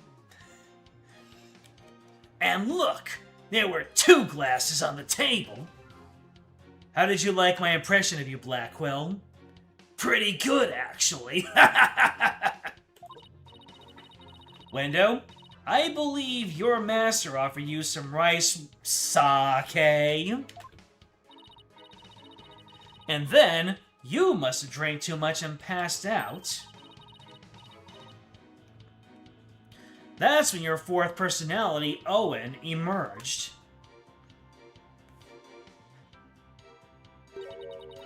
I drank sake? Oh, that's a good one. You have real sweet tooth, you see. So yes, we did accept a sugary red bean bun. But since we really dislike sake, we said no, thank you to that. It was plum sake, that's why you accepted it. Believe it or not, they're real weak when it comes to booze. Even a tiny drop can knock us right out. So you see, I had a sweet manju bun, but I didn't drink any sake. What? That can't be right. The defense demands that the glasses be examined right away. You amateur! Did you really think I had not already done so? Your foolishness is beyond the pale. Don't tell me. There was no trace of the witness having touched either of the glasses, naturally. Right, of course.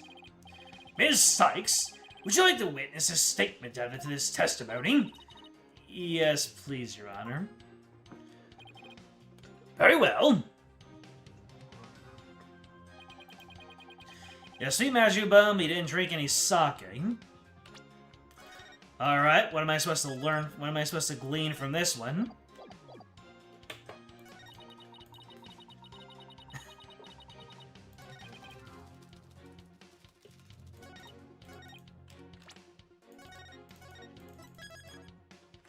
What do I glean from this? He had a sweet manju bun, but he didn't drink any sake. Let me see. So you had a sweet man. So there's the container with the sweet bun. Well, the bun is in the photo, and it's half eaten. So nope. Thought that maybe the crime scene photo with the half-eaten bun would have proven something, but probably not.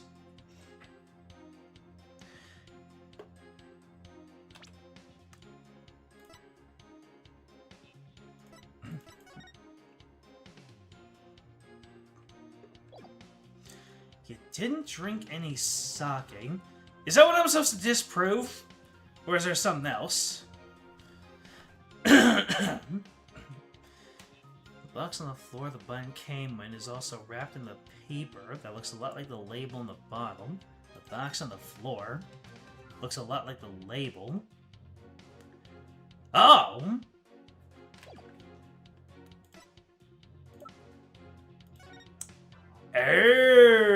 So it wasn't a piece of, wasn't a piece of paper, it was a piece of wrapping paper. Nifty. Thank you. That one kind of got away from me. This shows what most likely made Wendo lose unconsciousness. That note. Are you feeling lightheaded, child?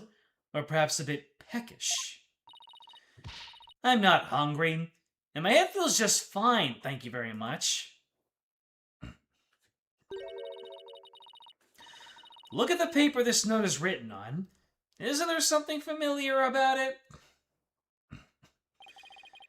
What exactly is your point, Defense? This faint design here reminds me of the paper from... Yep, it's a piece of the wrapping paper in the box of manju buns by the victim on the floor. Wendo, you may not have drunk any sake, but you did eat a sweet red bean bun, right? Well, yes, that's right. Which carries the implication that the manju is probably alcoholic. Wow, that is the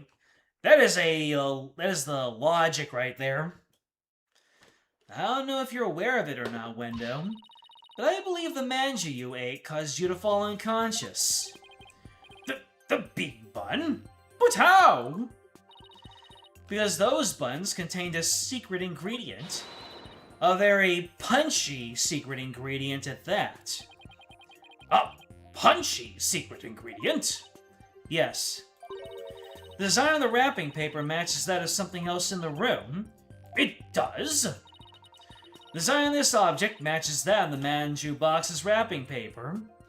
Take that! The camel pattern? It's the same as the one for camel brand sake! Which means that the buns were spiked. So, just as Wendo said, he didn't drink any sake per se, but he did eat some. Impossible! Wendo had a camel brand red bean bun, which boasts a nice shot of sake as one of its ingredients.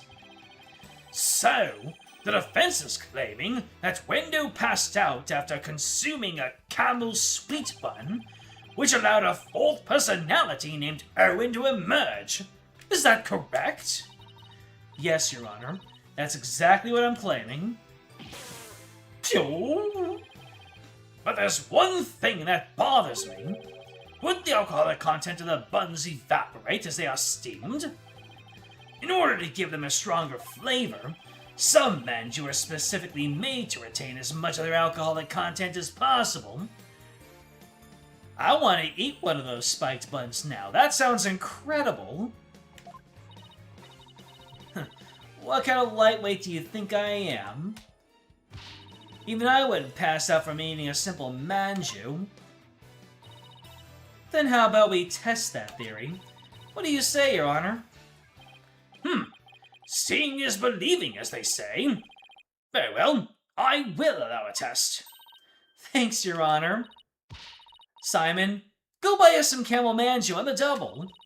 And don't forget to get me one too, okay? Why must I? And while you're at it, Prosecutor Blackwell, you will get one for me as well. I'm not the courthouse stable boy, you know. Hey! But just this once, I'll acquiesce. Taka, I'm counting on you. I'm getting one for myself too, baby. Here I go. And all of you had better pay me back. They ain't paying you back, baby.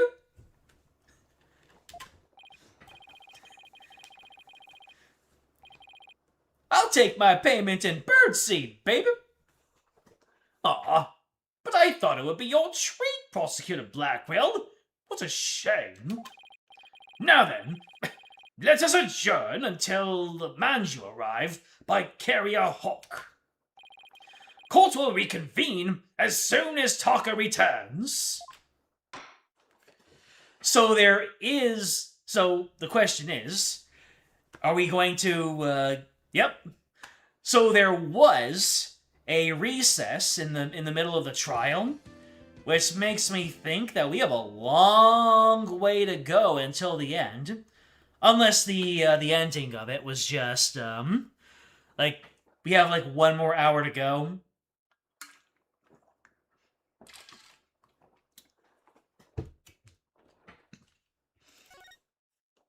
But yeah, we definitely did not have enough time to reach this point at the end of the previous stream.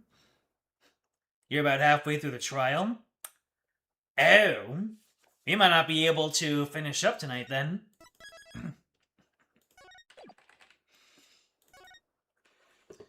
I'll give it a try though.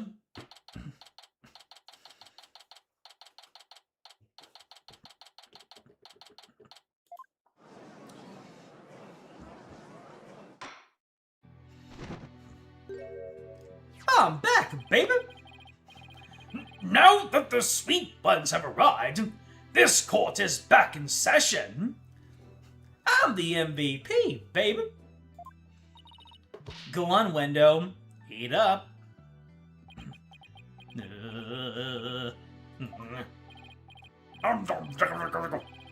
Nice flavor. You can't really taste sake. That was delicious! Yes, a unique sweetness and the faint aroma of sake. Yet, I hardly think that anyone could pass out from eating something like this. What's the matter, Wendo? You're not afraid of a tiny manju, are you? Every single time they say manju, I think of Azure Lane. How much longer until the next major stopping point? Whenever we hit reset time, probably. Or are you scared of how many calories it has? Don't be ridiculous. A sweet little snack like this couldn't possibly... I mean, it could never.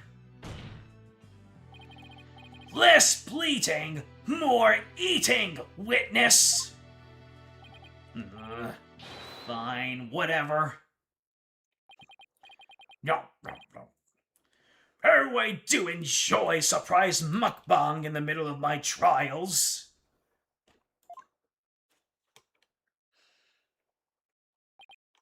See? I told you! It don't affect me in the slightest. Wait, my bill. Wait! Come on! Nobody's that loud. Seriously. Nobody gets drunk off a wall. Wump. Triple kill. Uh-oh. Is it time for Owen?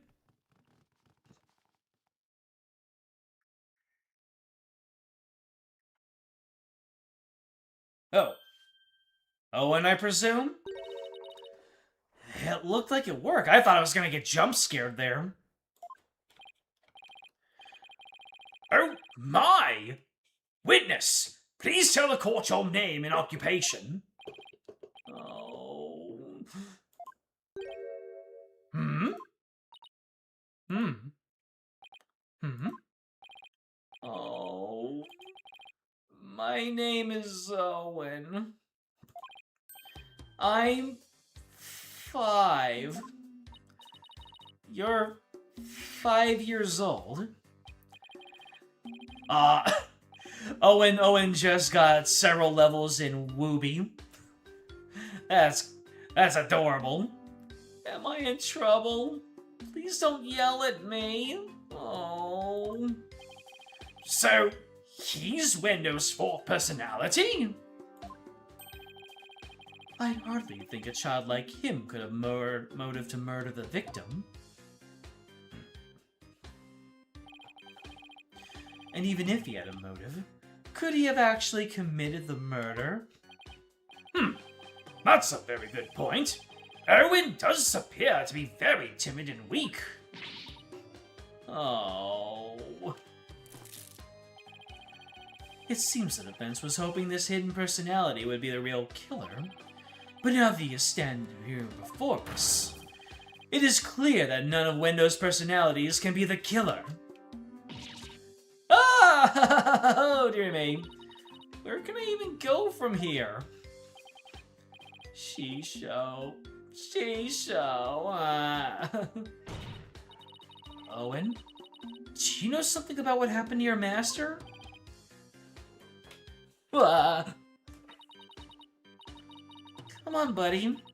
Why don't you tell Auntie Athena what happened? What a scary lady. I'm not scary. Look at Auntie's big smile. Tell me about your master, please. Pretty please a sugar on top? Okay.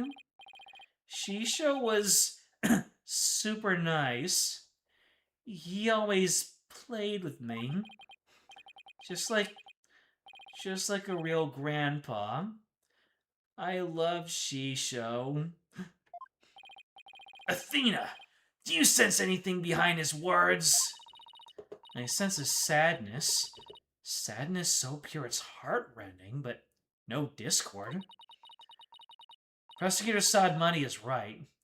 Owen isn't the killer. But then, don't you find it odd? Find what odd? Let's review what we've learned so far. Wendo rearranged the Karuta cards to pin the blame on Bucky. Well, that's because the original message implicated Owen. Or maybe Owen was just trying to frame Bucky because he didn't like him. But Owen was only 5 years old and absolutely adores Master Tornado.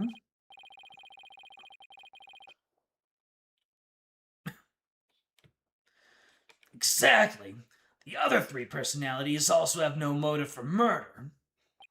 If Owen isn't the true culprit, then the person who first laid out the cards probably wouldn't have been Master Tornado. So then, who did it? Defense? Did the appearance of Owen help you figure anything out? Yes, Your Honor. I now know who it was that first laid out the Karuta cards. But I thought it was the victim, right? Or maybe the original message was saying Owen saw something. Huh. Okay. We didn't get the true culprit, but we did get a new witness. Oh! It's kind of like in Apollo Justice, when Lamir was bodyguard, was telling people, ask the siren, not because she was the killer, but because she knows who did it. Unless I'm remembering that entirely wrong. No, Your Honor, I don't believe it was. The one who first arranged the Karuta cards on the table was none other than...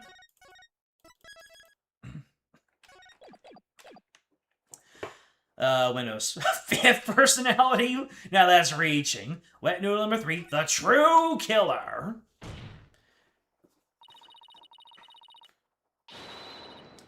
You're remembering that correctly.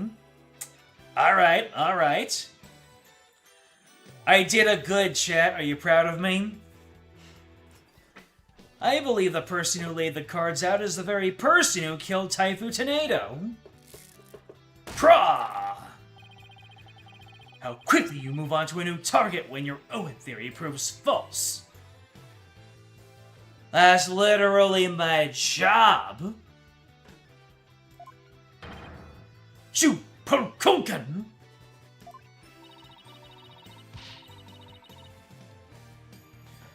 Not yet, but you have faith? Alright. That faith is all I'm holding on to. It's a very thin wire, but it's working. What am I even saying? I don't know what a Pokunkan is, but I know I am definitely not one. Before you start with sermons, why don't you hear me out? Yes, let's hear the defense's reasoning. Please proceed, Miss Sykes. But if you are bluffing, I won't go easy on you. I just realized that Athena has jiggle physics when she nods, specifically on Widget. I understand, Your Honor. Now then, please recall the original crime scene. Who did the Karuta cards name when the scene was discovered?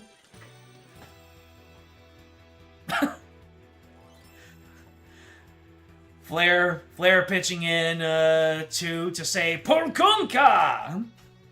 I have to admit, seeing the word Polkunka is very satisfying, because that just seems to be whenever a crack appears in the facade, and Flair, thank you so much.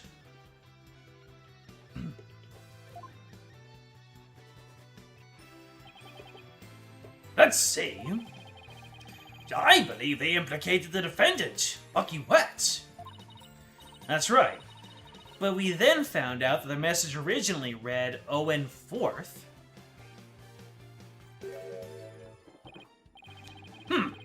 Which implicated the young boy Owen. Exactly. And the person who rearranged the cards was undoubtedly Wendo. Wendo may have kept silent, but we can be sure he already knew his master was dead. His tampering with the crime scene using the TV all but proves it. I confess. I tampered with the crime scene.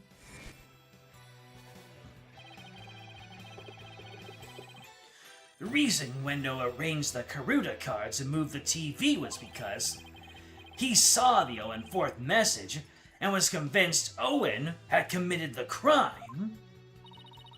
Right on, Prosecutor Blackwell. Right on, Blackwell, yeah! It would seem that Owen and the other 3 personalities don't share the same memories. They do not share their memories because they are convinced there's no 4th personality. Wendo feared that Owen had killed Master Tornado, so he tried to hide Owen from us. Oh. But it turns out, Owen is but a 5-year-old child incapable of hurting a fly, let alone his beloved master. So naturally, the culprit must be somebody else.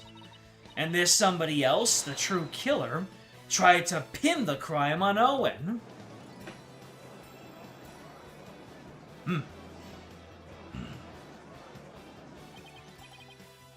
I see. That does make sense.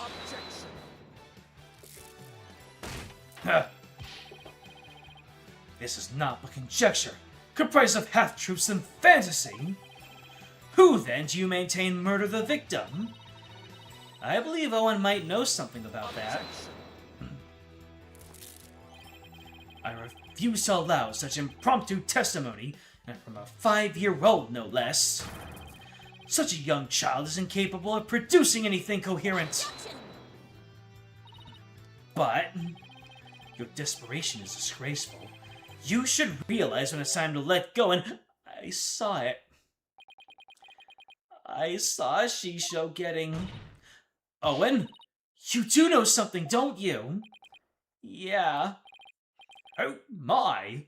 Is this true? If so, we must have Owen testify immediately. Don't you agree, Prosecutor Sadmati?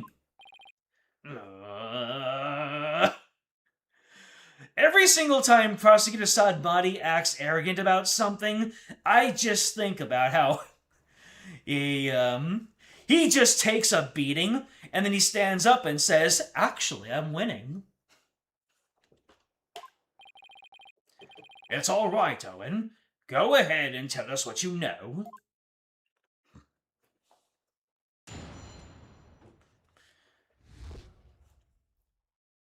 Like you said, I've been mostly on my A game. Keep it up. Thank you, James. That really actually does help me out.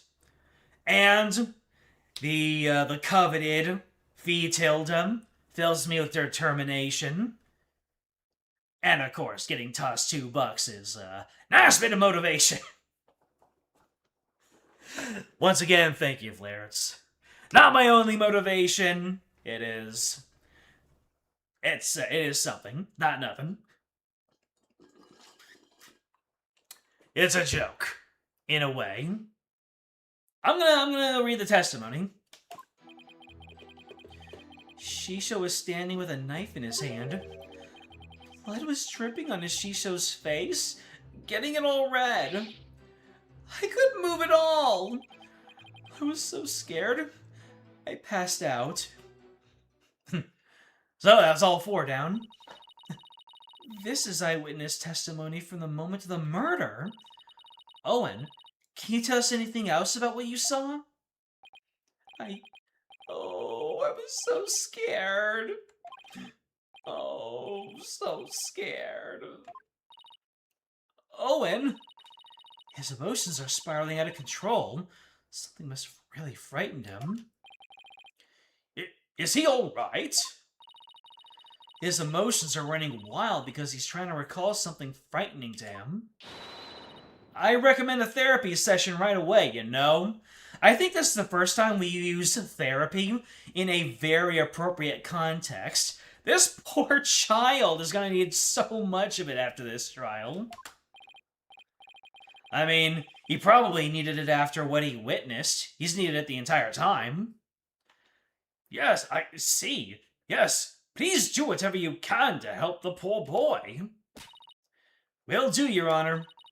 I'd better find the cause of these out-of-control emotions pronto.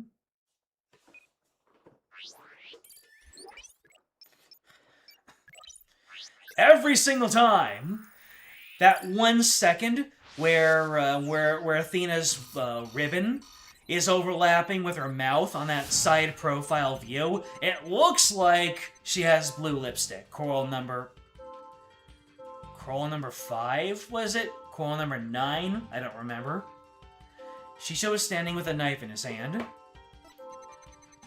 Blood was dripping onto Shisho's face, getting it all red. I couldn't move at all. I was so scared, I passed out. Let's see. Couldn't move at all. Blood was dripping onto Shisho's face, getting it all red. Standing with a knife, okay. So we've got big scared. Big scared. Big scared. We're looking at what it is, not the we're looking at the what, not the emotion. So let me see here. So a knife in his hand, blood is dripping on his face.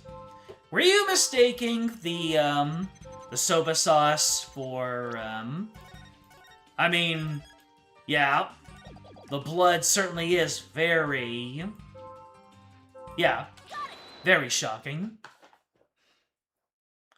You saw no blood in the crime scene. Question the blood. I see. Yeah, blood was dripping down on Ashisho's face. Blood? I don't remember seeing any blood in the crime scene photos. Besides, the victim was standing upright. How could blood drip down onto his face? Huh. As expected, you've all managed to obtain from this child is a tale he dreamt up. I guess it's a little weird for blood to drip onto the victim's face if he was standing up. Unless it dripped down from the ceiling or something. What do you think, Simon? I don't know. Owen's one confused and upset kid right now, so who knows how accurate his memory is. Sorry, my throat started seizing up, so I can't gravel anymore. Maybe it's time for that thing instead. Huh? What thing? That thing that you and your cohorts do. What do you call it? Rotate your thinking about? Turn your thinking around, Simon. That's adorable that he's actually managed to remember that much. Oh, you mean turn your thinking around? Yeah, whatever. It's the same thing either way. No, it isn't. Who's ever heard of rotating your thinking? I mean, rotate is... Hey, wait a minute. If he was upright, and it was dripping onto him, maybe he was already on the floor, and something was dripping onto him. Which would mean that Owen was already on the ground. Okay. What? You know what, Simon? In this case, I think rotate just might work perfectly after all. Come again. All I have to do is rotate things by 90 degrees. When he saw his master, Owen must have been... pressed flat against the wall, doing a handstand, lying on the floor. Owen must have been lying on the floor when he witnessed his master's murder. What? That's the conclusion I've arrived at when I rotated my thinking by 90 degrees. Which means that all my visuals in my matrix were off by 90 degrees. And... this means Master Tornado was also lying on the floor, which solves another mystery. And which mystery is that? The mystery of how blood could have been dripping onto the victim's face. It becomes much easier to imagine how that could have happened if he was lying down. Like, someone bleeding on a Master Tornado from somewhere up above him. I remember now. Somebody was sitting up on top of Shisho. Oh, only 70? We got a lot of noise to get through. So, trying to recall his master's bloody killer is what spooked Owen originally. The blood that stained the victim's face red came from the person sitting on top of him. The victim was holding a knife, so he lightly nicked his attacker as he was fighting back. This means his assailant was injured on their face somewhere, like the forehead, perhaps. Not assuming the victim and an attacker were face-to-face, then yes. I see. So that is what happened. But if I recall correctly, the accused has a fresh bandage on his forehead, does he not? Oh, good lord. Why do things keep on getting worse for me? That injury of Mr. Wet's. Hold on a second.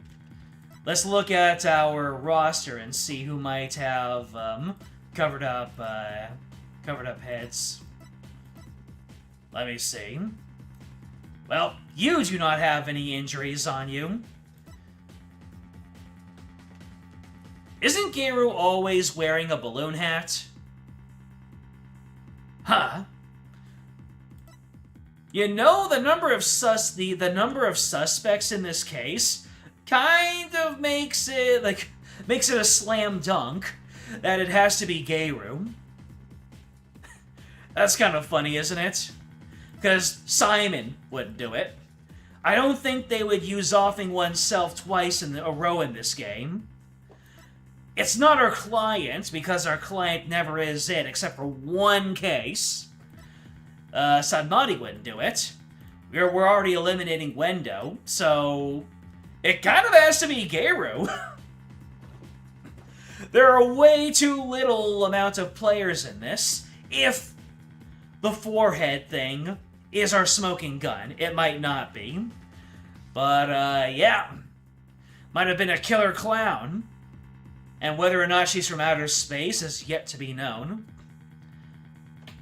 That injury of Mr. Wetz is conclusive evidence that he committed this murder. Poor Kay!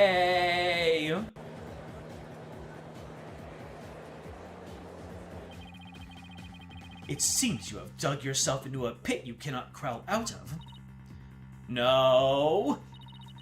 Even though I figured out the reason for Owen's out-of-control emotions, all I did was raise further suspicion against my own client. What do I do now? What's the matter? You aren't thinking of throwing in the towel, are you? But it looks so bad for Bucky.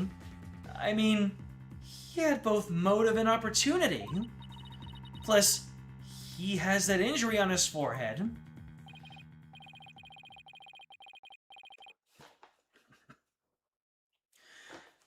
And that one case was Be My Defense Attorney or Maya Gets It. Which case? Oh, right. The one loss that Phoenix Wright suffered. Oh, yeah, I know that one. It's pretty good. We still get a happy ending at the end of the day, which is kind of funny.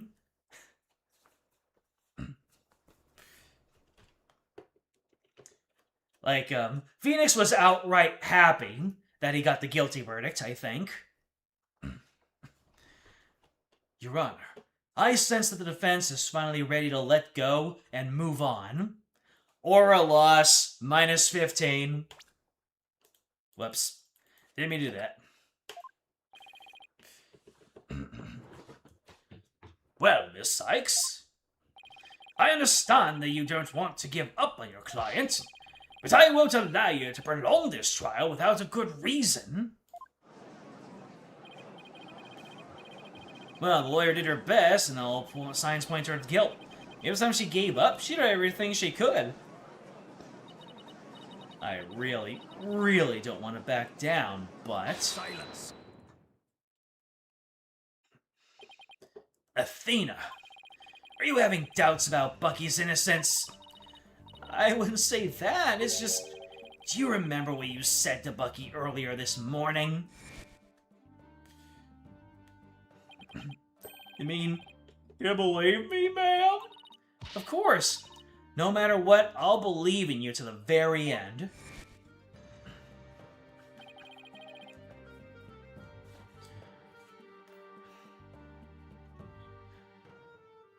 James, you hadn't liked this stream yet? Well, now you have. And you should too! You know who you are. No, not the one behind you. You. Alexander. How many Alexanders did I just freak out?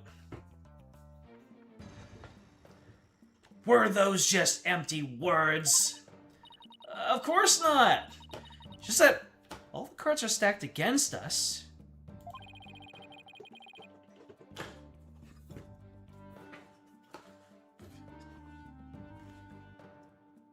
No, I wasn't talking about you because I know you like the stream, right? Right?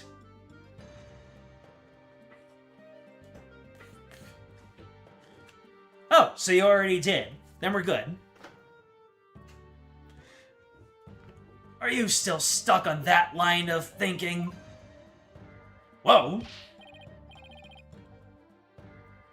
I'm not entirely hating this. Motive, opportunity, and injury to his forehead. Is that all it takes to make you stop believing in your client? Tell me again, who are you to Bucky? I'm his Ms. Chickadee lawyer. And do your duty and believe in him until the very end. Chat, don't you wish that you were being given a big hug by Simon Blackwell?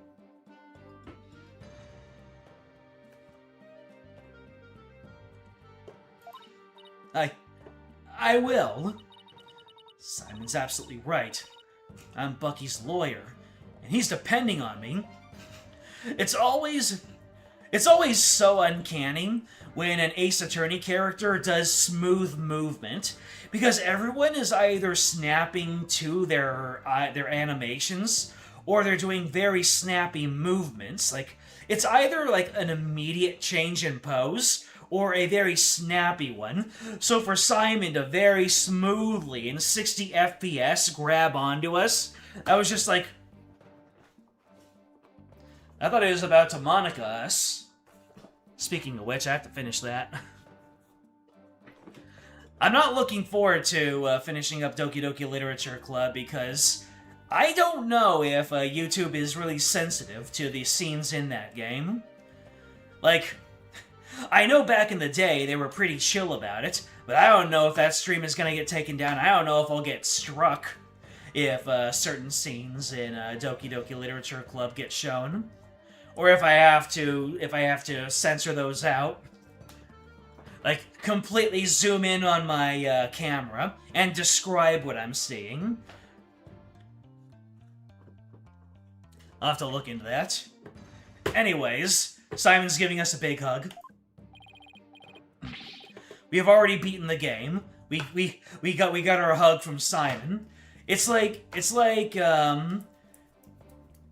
Sucker for Love, but you're farming hugs from the prosecutors.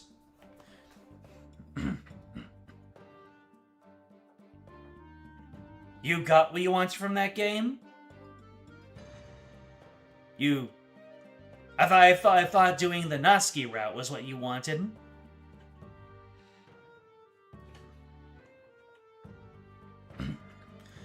Defense team, please! No fighting in my courtroom! The defense is ready to resume, Your Honor. Prosecutor Blackwell was just giving me a pep talk, that's all. Thank you, Prosecutor. I didn't do it for your sake. I did it for the future of Wet Soba. Oh, you're so soon, Blackwell. Yeah, I got it. The defense would like to continue with Owen's therapy session. Owen, would you be alright with that? Okay. So, somebody was sitting up on top of Shisho, bleeding from their head. You prefer head pats, but hugs are good too? There. And smooshing something into Shisho's face. That's funny. What is it?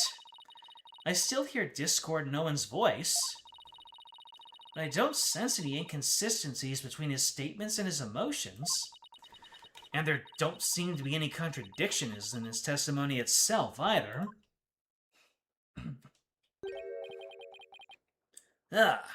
So that's it, huh? Did you figure something out? Your abilities to sense emotions is making you focus too much on his feelings, Athena. There's actually something else he's being very vague about in his testimony. Yeah, what was he smushing into the face? You can clarify what he's feeling uncertain about with some evidence. You should be able to move forward from there. Okay, that makes sense. I'll give it a try. I'll just update the mood matrix with the new information, then we'll be ready to go. So, I just need to present some evidence on what Owen is being vague about, huh?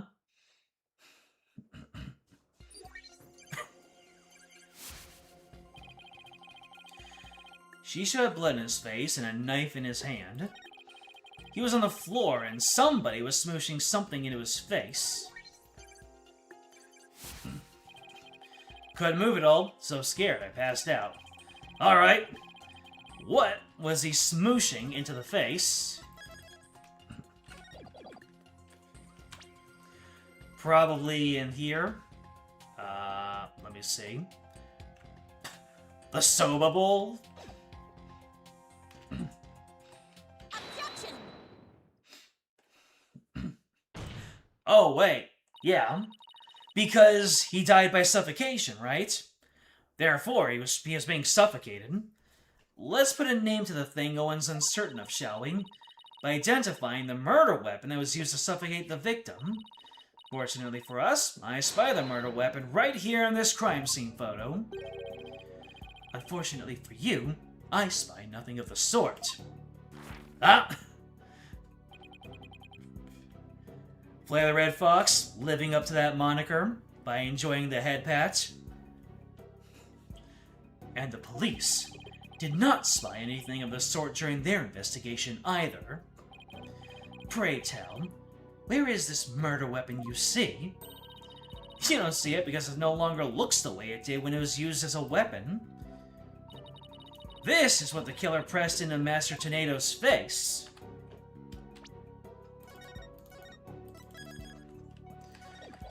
Okay, I'm thinking of the soba bowl, but it might also be the bun. Take that! Nope. Red herring.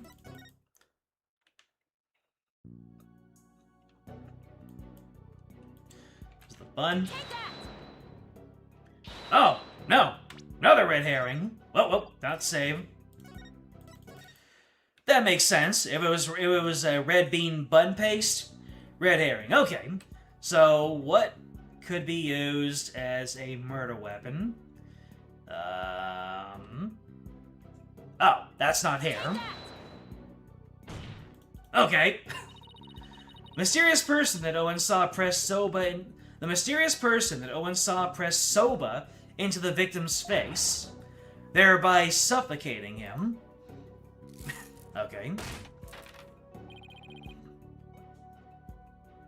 There's a bunch of missing noodles now. Bucky said it when he showed up on the stand. I remember that. I grow weary of your tasteless jokes. How can anyone commit murder with soft, delicate soba? The noodles would instantly fall apart if they were pressed into someone's face. Yes, I agree. Well, I disagree. There is a way the soba could have been used to suffocate the victim. But what? You will explain your theory at once, Miss Sykes. To kill Master Tornado, the culprit must have smothered him with... Let's see.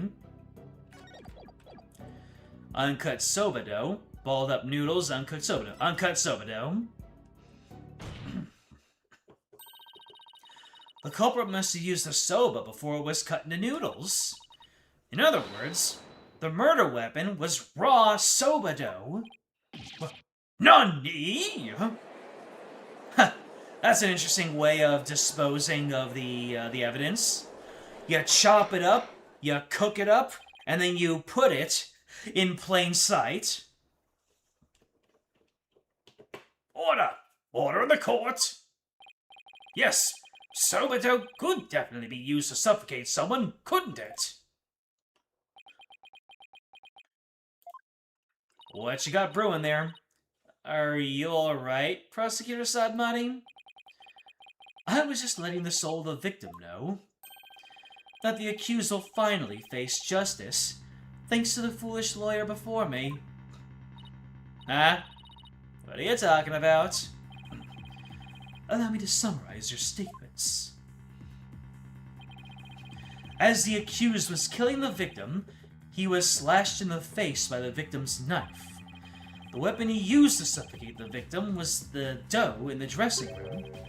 He then disposed of the murder weapon by cutting the soba dough into noodles. And who would be better to make soba than the soba wet noodle number 4, huh? Why, you smarmy!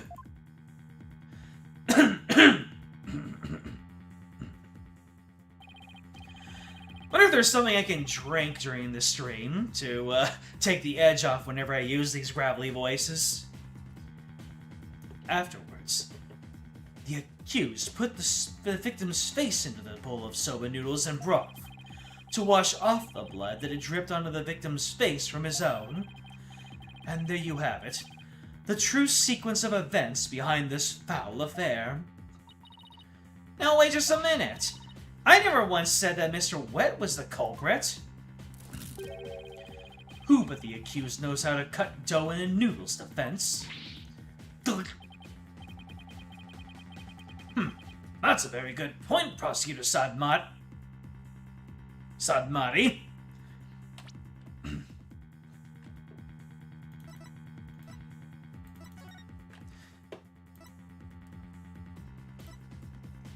Gero was outside feeding her dog a number of dumplings. The dog buried his leftovers in the yard.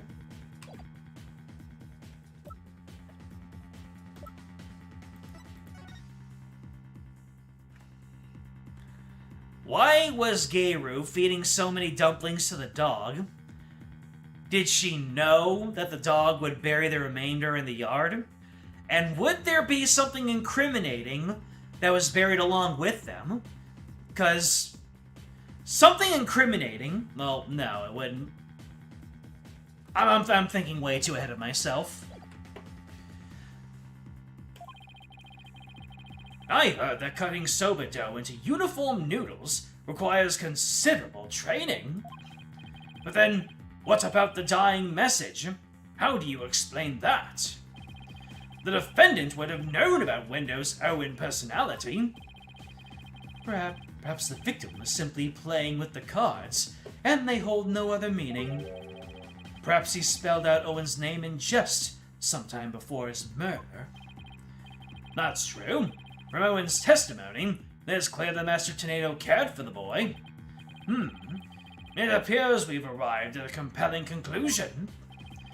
Taken together, all these points paint a convincing picture of the defendant's guilt. Owen, is there anything else you can tell us? It doesn't matter how small of a detail. Anything will do.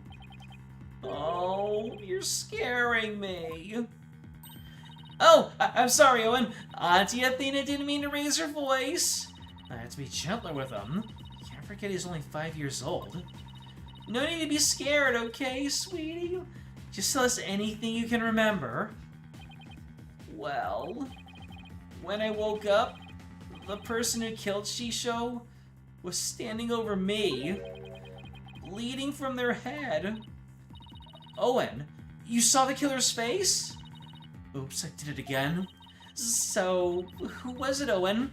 Do you remember? Oh, I don't know who it was. I'm picking up some noise. That means there's still something to uncover in Owen's testimony. I don't know what Owen saw, but suffice it to say, we are analyzing the dreams of a child. You've wasted enough of our time, defense. Let it go and move on, or a loss minus 15. No! There's still discord in Owen's heart that needs to be addressed. Therefore, I can't give in here. Owen, you think you can continue your testimony for us? Okay. I'll enter the new info and run an update then.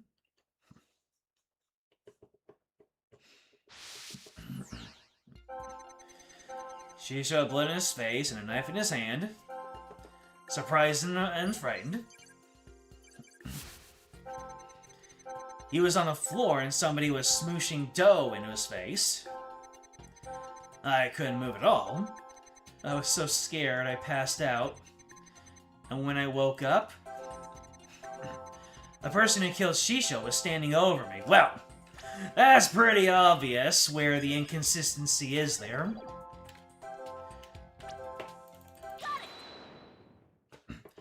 I don't think I need to be told that seeing a killer makes you happy is an inconsistent emotion. Despite witnessing the culprit's terrible crime firsthand, Owen experienced a positive feeling, one of relief? The person the witness saw was no stranger. Rather, it was the accused. Therefore, it is only natural that he felt some level of relief when he saw a familiar face. Defense. End this madness and sully your soul no more. Owen, who did you see? That nice smell. I love the smell of that perfume. We're getting there.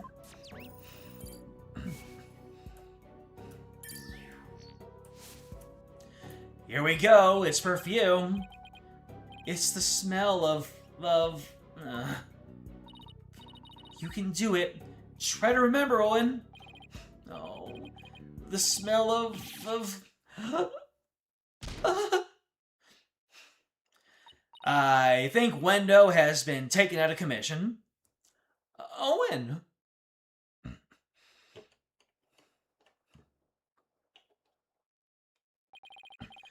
It seems Owen is now resting in the infirmary. They certainly have their hands full today down there. Let's continue with the trial. 3 cases of alcohol poisoning and 1 of trauma in a single person. Despite Owen's testimony, it is the opinion of this humble servant of the Holy Mother that the child's words were insufficient to clear the accused of suspicion. But what about the scent of perfume Owen mentioned? I believe it's a clue that will lead us to the true culprit. But there are thousands of perfumes in the world. It could even be the scent of that hair product the accused uses. He does have one amazing hairstyle, so that's certainly possible. Agreed. Bucky is dripped out.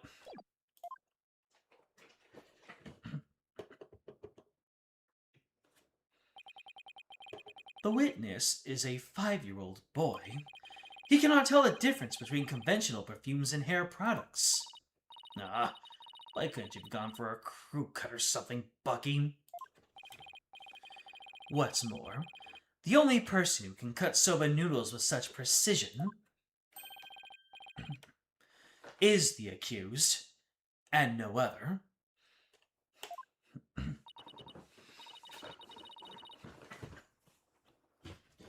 Oh man, how am I supposed to argue with that? And so, the person Owen saw at the scene of the crime can only be the accused Bucky Wright.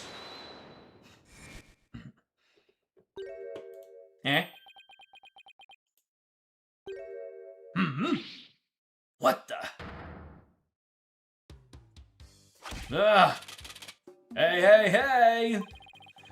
I never use hair products or anything with a smell. If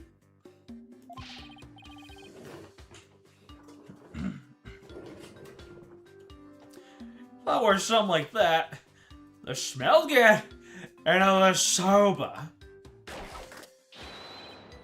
For dragon.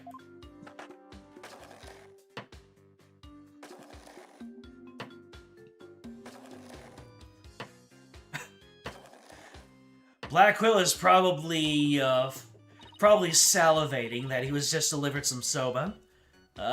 Mr. Wheat, aren't you supposed... Wheat? His name is a pun on buckwheat. Aren't you supposed to be resting in the infirmary?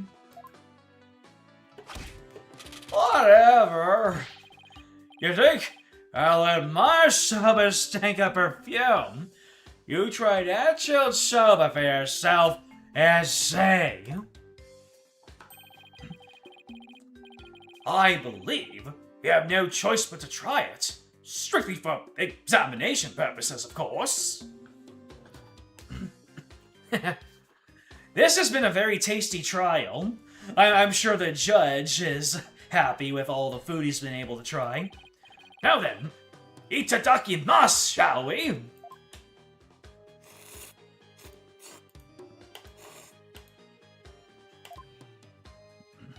Someone out there just got very perturbed by that slurping sound.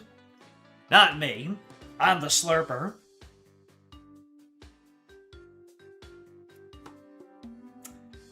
Chat.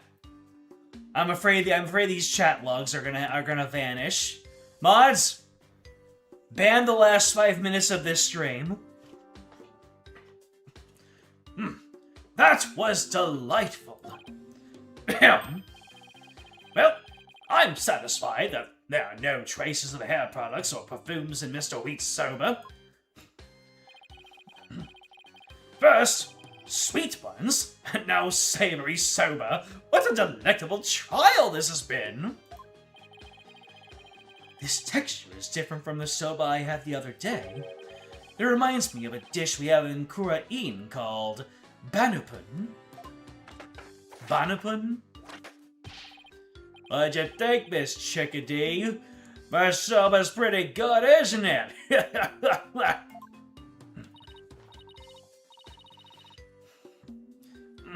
It's delicious! Don't you think so, Simon? It still pales in comparison to his late father's cuisine. Simon, why you always gonna be so harsh on me? Oh. Bailiff, take the defendant back to the infirmary at once for some rest. Fresh? Hey, I ain't a lump of plain old weedy udon, you know. I'm fresh like my soba. You know what soba don't resh? It's about the 3 freshes of soba. Grind the seeds fresh, cut the dough fresh, and then boil the noodles from.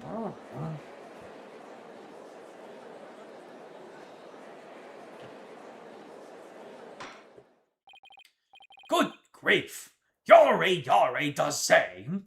What a defendant!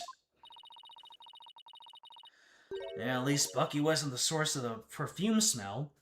Wait, smelly perfume? It looks like he remembered something. The phrase, smelly perfume, reminded me of a certain somebody. Oh, who might that be? There's only one person that comes to mind. The phrase smelly perfume reminded me of this person.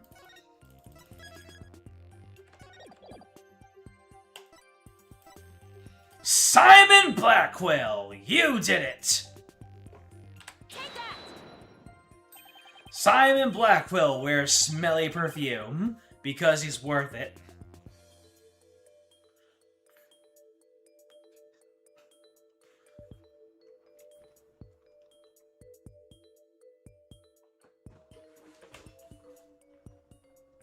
He was able to do that while being drunk.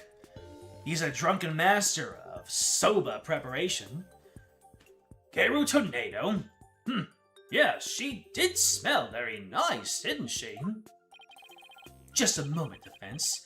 You would throw suspicion on Geru now because of a scent? Your Honor, there is no need to go along with these ever-changing claims of the defense. I suppose their claims have been awfully inconsistent. But Geru could have been at the crime scene. Yes, but you'll get to see those balloons of hers if we call her back to the witness stand.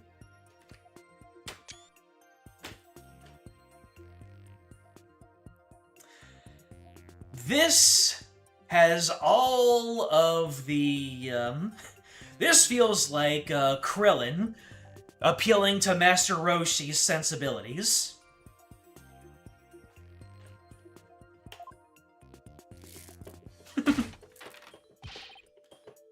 How vulgar! His Honor is not interested in such things. That palpable silence. setting aside the matter of, balloons entirely, I do believe it is appropriate to ask Geiru some questions, given the circumstances, of course. This has nothing to do with her balloons. Of course. Thank you, Your Honor. Porkonka! Fan service saves the day. Take off that hat. Brush up them bangs. Thank you for calling this disciple of the Tornado School of Rakugo back for an encore. It's me, the balloon artist you all know and love, Geiru Tornado. 1, 2, balloon! It's beautiful. 10 out of 10. 13 out of 10. 500 out of 10.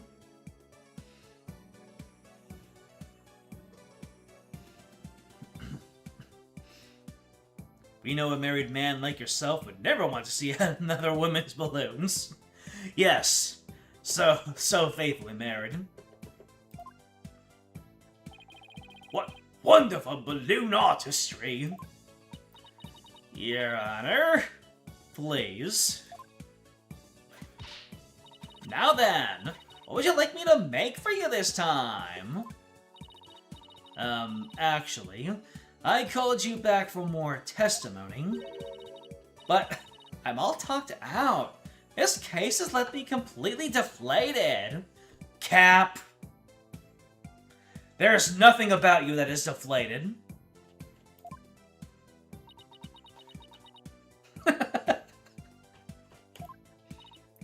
What? You find that funny? Anyway, what exactly is going on, Simon? It seems the person who murdered Master Tornado was wearing perfume. And you were the only person I could think of who wears perfume. Wait, you mean I'm a suspect now? Geiru, you knew about Owen, right? Well, yes. I often play with him at Shiso's request. So that means you could have left that fake dying message, right? What? It's because I wear perfume and no Owen? You think I'm a murderer? Oh, how could you? The witness is absolutely right. With no evidence but the distorted memories of a small child. It is outrageous of the defense to accuse this woman. That's right. You don't even have any proof. You may step down from the stand, Geiru. The defense does not have one scrap of evidence that connects you to the crime. Wait just 1 minute. I may not have proof, but Owen's testimony is still... Enough! Please feel free to leave, Geiru. But I'm so close, there must be something I can do. Well, if the prosecutor says it's okay, then I guess I'll be going now. Silence.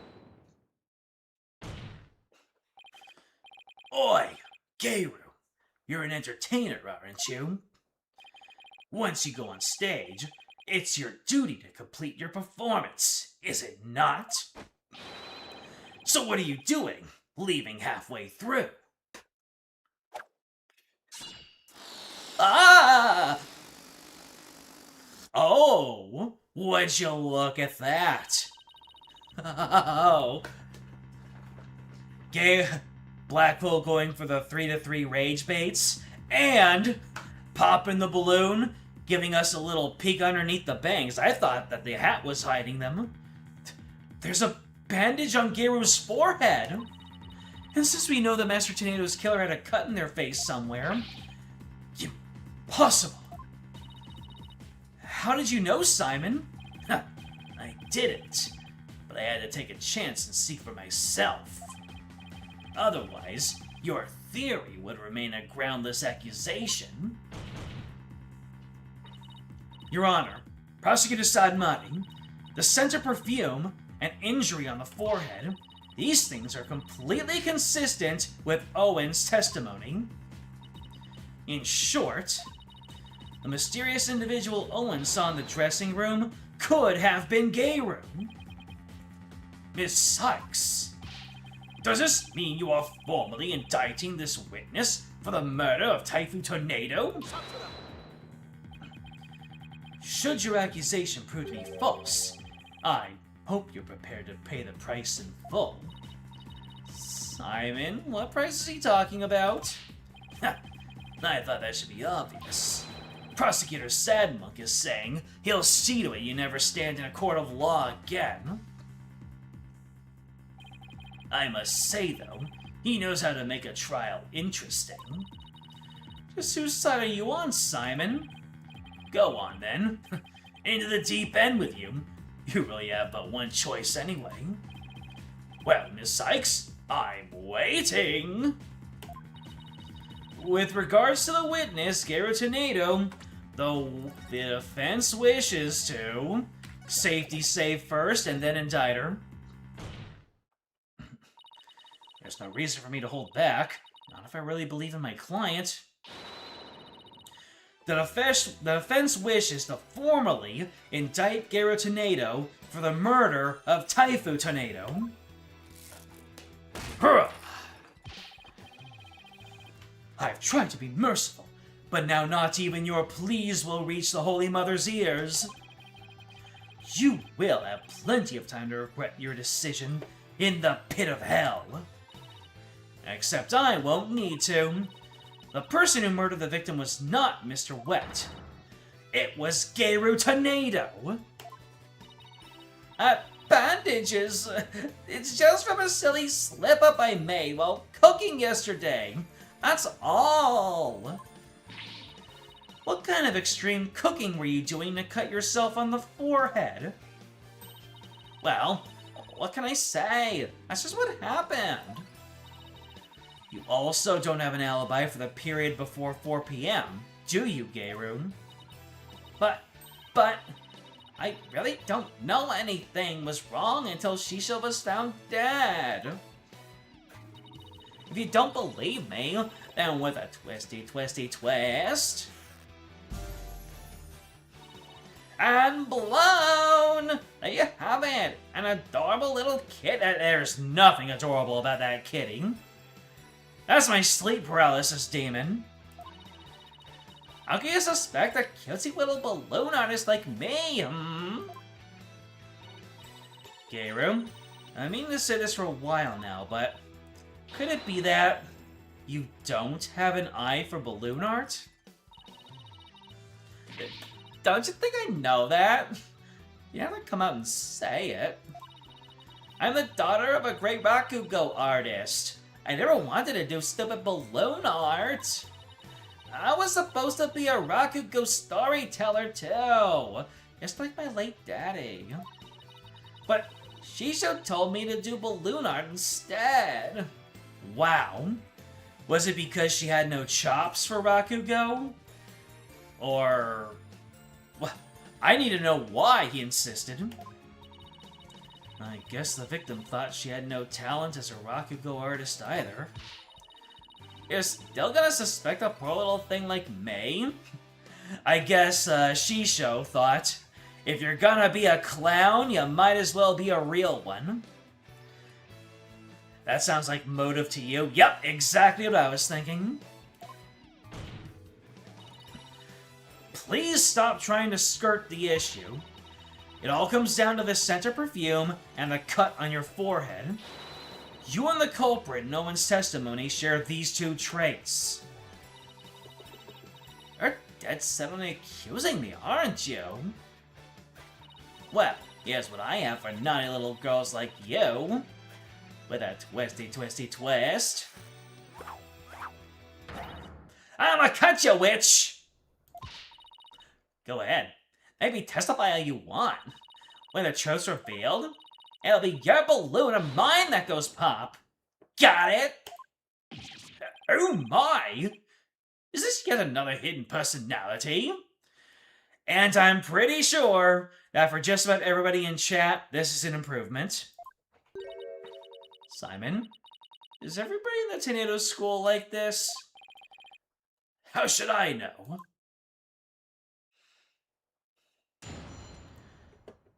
Oh no. She's gone full-on Yakuza. She's turned into a gunbreaker.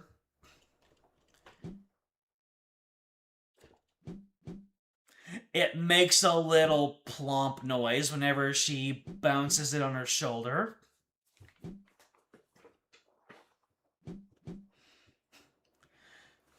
You came here to have a good time and you're feeling so attacked right now? How do you think I feel when I play this video game for the first time while trying to balance my entertainer and thinker modes, huh?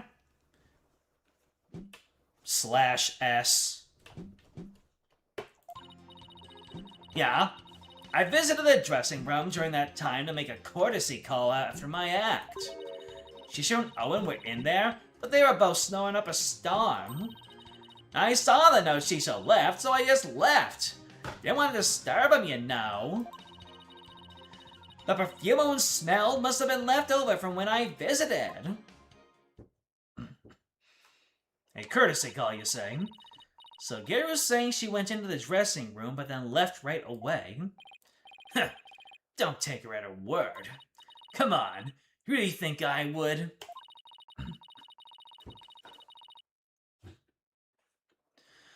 Less attacked than being dragged for finding the angry clown lady an improvement on the regular clown lady.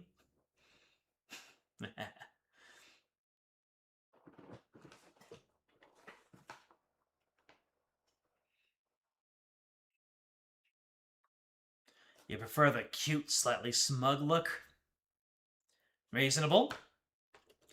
I'm just trying to figure out how to get her to talk about what really happened. Now then, Miss Sykes, you may proceed with your cross-examination.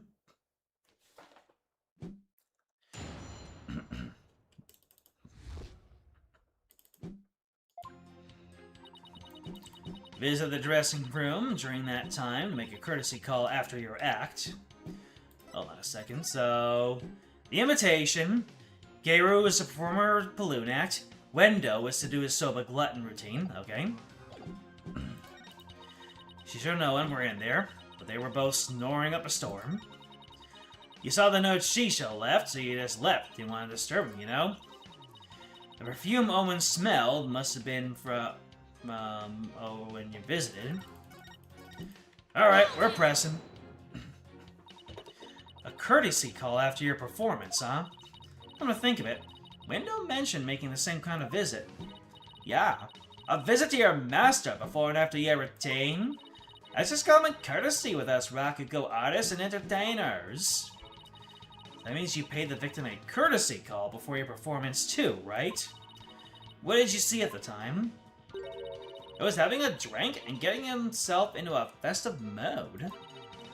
You like to say that drinking gave him a silver tongue. She was already drinking by then. Wendo wasn't there in the dressing room yet at that time. Must have gone in there during my act, because when I went back... Snore up a storm. Could you describe how they appeared? They were both stretched out on the floor, snoozing away. So sitting the victim up and over the table must have been the culprit's doing. After all, who wouldn't stretch out on the floor if they could take a nap? Plus, that matches up with what Owen said in his testimony. If he was asleep, how could you tell it was Owen? How did you know it wasn't Wendo? I've known the guy for ages. One look at his face, and I know which one I'm dealing with. I see.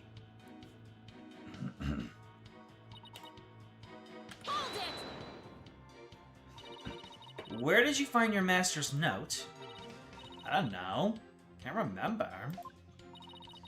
Did you notice anything else unusual or out of place in the room? Well, it was the sake and the half-eaten manju on the table. I didn't see anything else out of place or whatever in the room, though. The TV being moved? Is that a fact? Of course it is. What do you think? You didn't change anything around while you were in there. I didn't do anything. Look, I'm telling ya. I didn't see anything funny near Shisho. Didn't touch anything in the room. Your baldness. I request that Geiru's last statement be added to her testimony. Simon? What's a statement like that gonna do for us?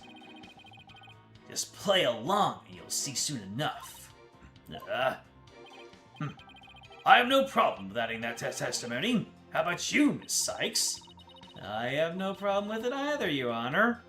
What is Simon thinking? Hey, Simon isn't a playable character, so he always knows what he's thinking.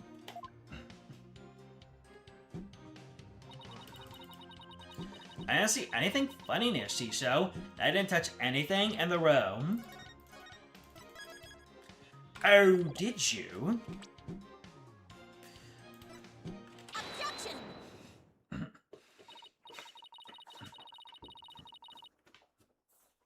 Geiru, you said that you didn't notice anything odd or unusual near your master. You also said you didn't touch anything in the dressing room. That's right. What about it? Then I wonder who left that dying message with the Karuta cards. What are you going on about?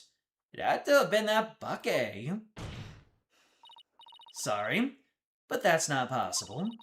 Because only 3 people knew of Wendo's personalities. So, I got the right evidence for the wrong reason. Truly, an Ace Attorney experience.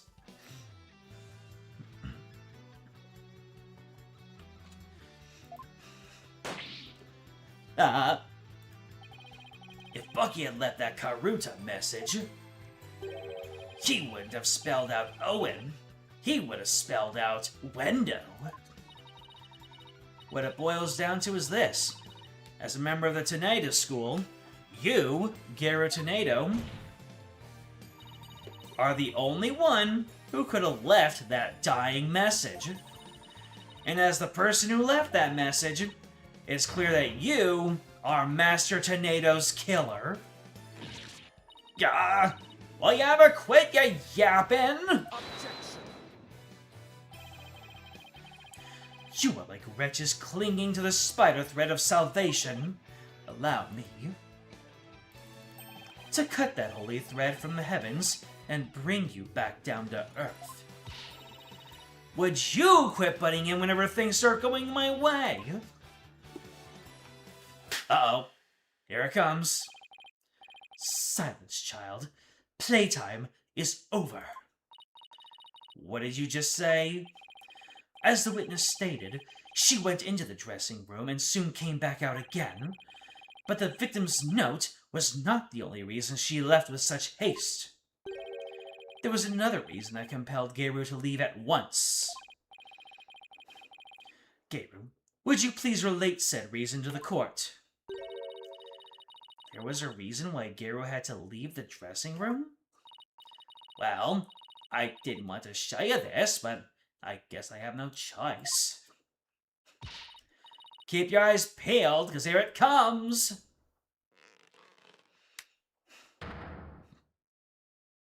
Oh, what's this? Your hand is all swollen and red. What happened, Geiru? If you must know, I'm allergic to buckwheat. What? What? I mean, wouldn't that be a smoking gun that she used it to commit the murder?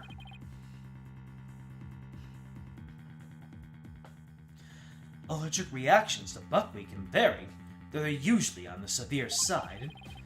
With Taifu Tornado making soba noodles in his dressing room, Geiru is lucky to still be alive, considering all the soba flour that was swirling in the air. Good thing I left pretty quick.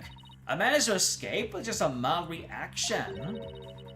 But I touched Shisho as she was being carried away, and look what it did to my poor hands. There must have been soba broth in his clothes or something. if I'd inhaled any of that soba flower, I'd had a seizure, and it'd have been good night, Garu.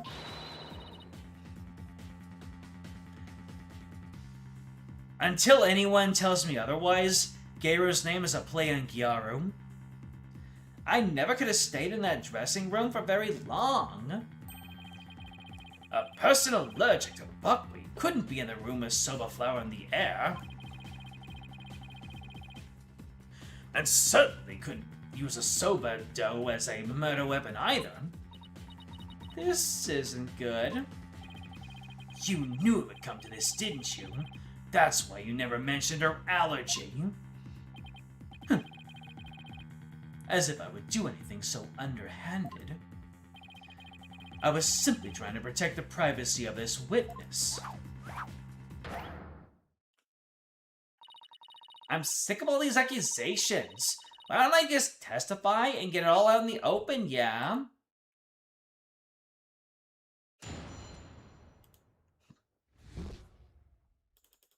If I come into the slightest contact with buckwheat, I get an allergic reaction. And with that much soba flower in the air, that room could have literally killed me. Look at my hand. Just touching Shisho's body caused this much damage. And there must have been soba broth on his clothes. So I never could have committed that murder in the dressing room. According to Wiki, Geiru, or English given name, is a romanization of the word Geiru. I can read that, by the way, Geiru, which is Gale, written in Japanese katakana. All our regional names seem to be wind-based. So, why didn't they just say Gale?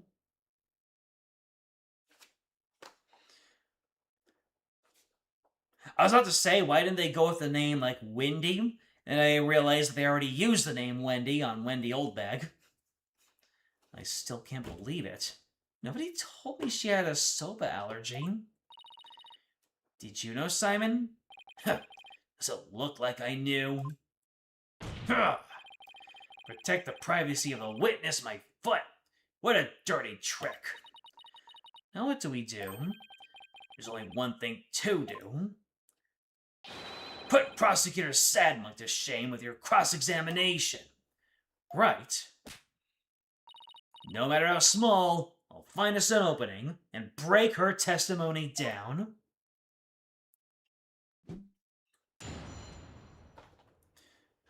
Her name is clearly just Tornado. Reasonable. Like I'm like the slightest contact with buckwheat, you get an allergic reaction. And with that much soba flower in the air, that room could have literally killed me. My hands! Just touching Shiso's body caused this much damage. Must have been soba broth in his clothes. He never could have committed that murder in the dressing room.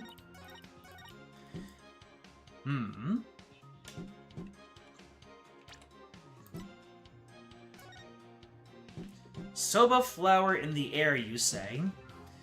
Was there really soba flower in the air? Well, let's get pressing. You're not lying about this soba allergy of yours, right?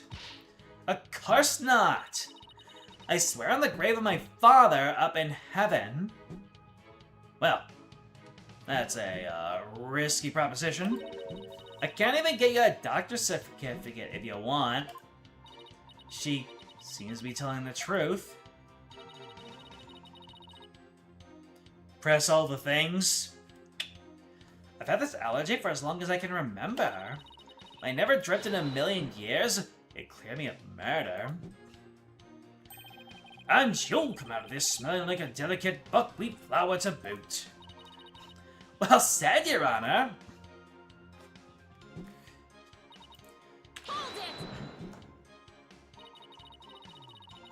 I'll give you that there was quite a bit of flour scattered about in that dressing room, but you went in to pay your respects to your master regardless, right?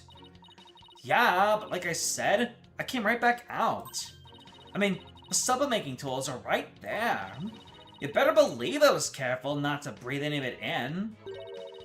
But you still could have committed this crime if you held your breath while doing it. Don't be ridiculous. I'd have suffocated to death before Shisho did. Yeah, I guess you're right. Jeez. Get a grip, will ya?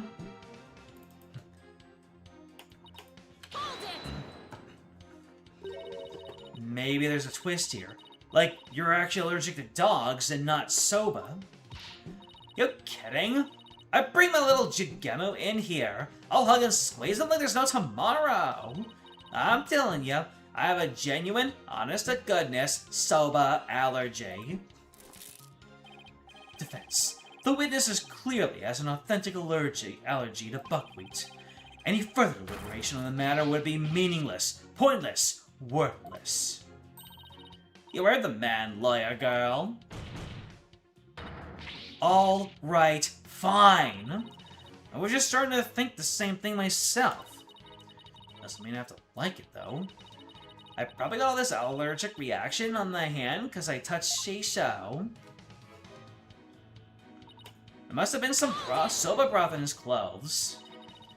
I have a question about that, actually. You're allergic to soba.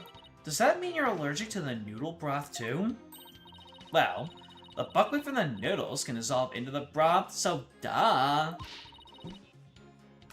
Touching soba broth can be just as deadly for me.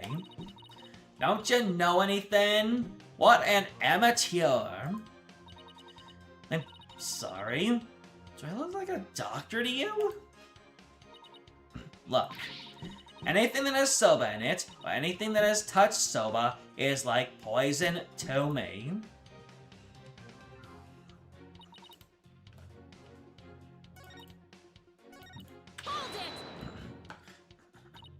So, I just want to color over all my bases, but could the murder have possibly occurred somewhere other than the dressing room? Objection. That is out of the question. By even asking, you show your complete disregard for all we discussed until now. Yes, I have to agree. The defense can't go around suggesting new premises without basis. Unfortunately for you, Shisho didn't take a single step from the dressing room around the time of the murder. Well, that is unfortunate for everyone.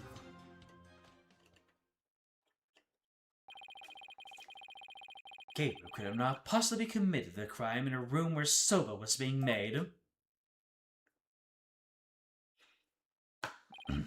Finally, the time has come for the last rites of the victim to begin. Oh, huh. What would Mr. Wright do at a time like this? Off gets! There's only one thing to do! What are you smiling about? Has the pressure overwhelmed you? Nope.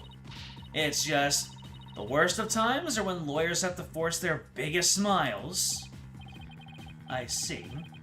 You have no rebuttal, and so the only thing left to you is to smile. Oh, ho ho ho ho ho. That's where you're wrong, bucko. I do have a rebuttal. Turn your thinking around, Athena. Don't try to figure out how Geiru, who's allergic to soba, could commit the crime. Figure out how Geiru could be in that room and not have an allergic reaction instead.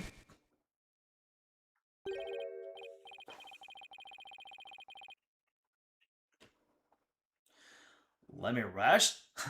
Maybe if there were a lump of regular flour dough for udon noodles. Oh! I'm fresh, like my soba. Okay. So, it's udon noodles.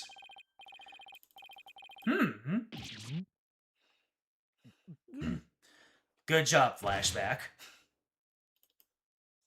Indeed.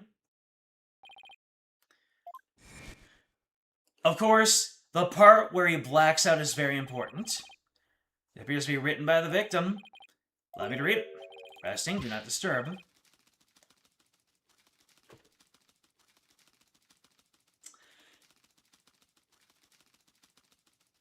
It's resting, as in the udon noodles need to rest.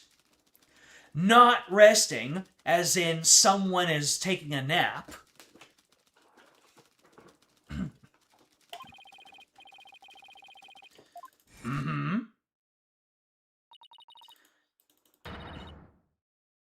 Buckwheat.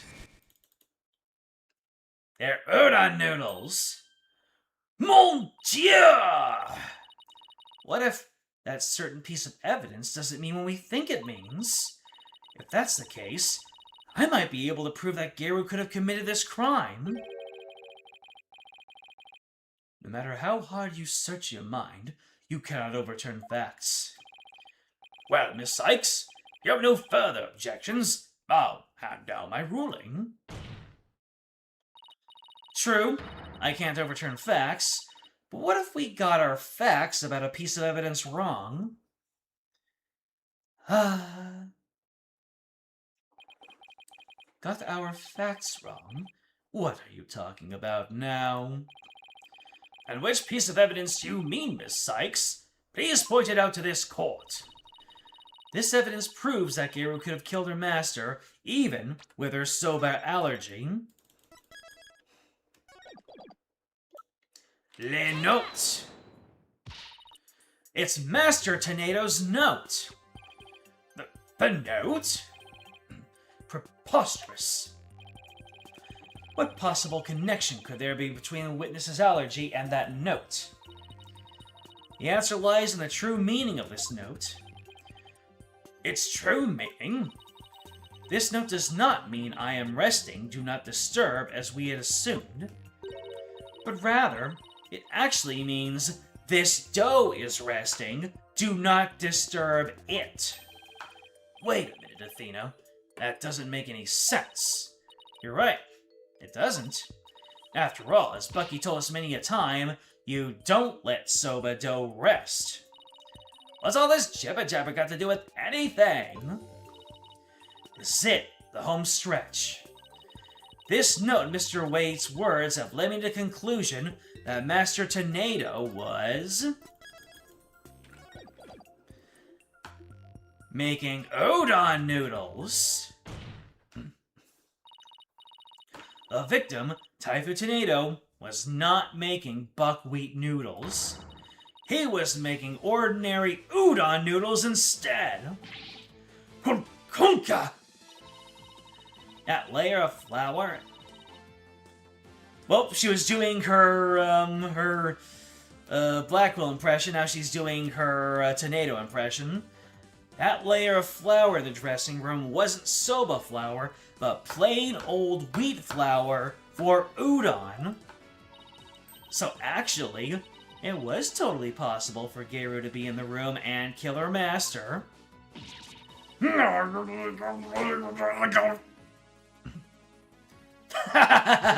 Beautiful physical comedy. What? But if that's true, it changes everything. Your Honor, the defense requests that the flour in the room be tested immediately. Ha! But super noodles are found in the bowl, and Geru did have a reaction on her hand. How do you explain these things? Well, even were it udon flour instead of soba, you cannot prove Geru committed the crime. But don't lose your nerve now. Keep charging forward, or you'll feel my blade at your back. Enough with the threats already, I got it! Talk about pressure. Alright, Athena, take a deep breath and go over everything again. Brain Blast, let's go!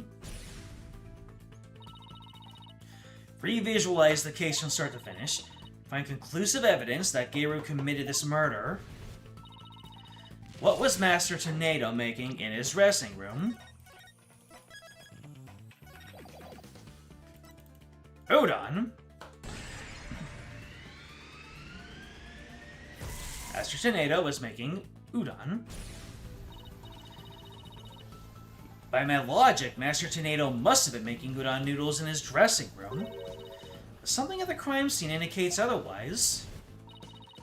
what was found in the bowl on the table? It was soba. There was soba in the bowl. Even though the master wasn't making soba, soba noodles were found at the scene.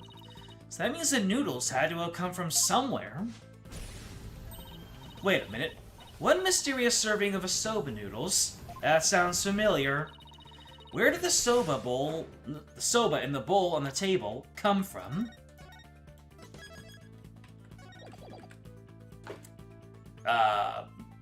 Wait. The master's soba stock? A catering service? Wait, no, but Bucky brought it over. Bucky brought it over. It wasn't a catering service. Oh wait, no. The master, wait. Master's soba stock? Can't be that Garu made it. Oh wait, he did have a stock. I completely forgot that. I 100% forgot that he had his own stock. I remember that Bucky delivered something, but I didn't know if it was an order, or okay. The soba noodles found at the scene were from the master's stock of uncooked noodles. Right. But then, why would the culprit go out of her way to cook that soba and put it in the bowl? Why the culprit cooked the soba noodles? She likes soba? I don't think so.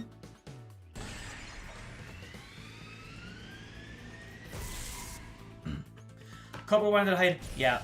I completely forgot that the master had his own stock. So that means the culprit must have taken the udon with her to hide it. Here we go. Why did the culprit take the udon away and hide it? It must have been because she had a grudge against udon, killed him with a soba dough, killed him with the udon dough. But why did the culprit take the udon away and hide it? She killed him with the udon dough. The murder weapon was udon dough. That's it. That's an out of context screenshot right there. That's it. The udon dough was the real weapon used to kill Typhoon Tornado. Typhoon Tornado.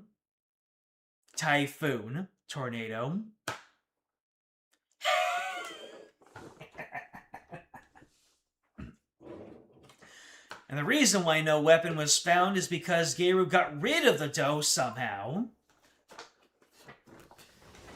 She got rid of the dough by feeding it to Fido.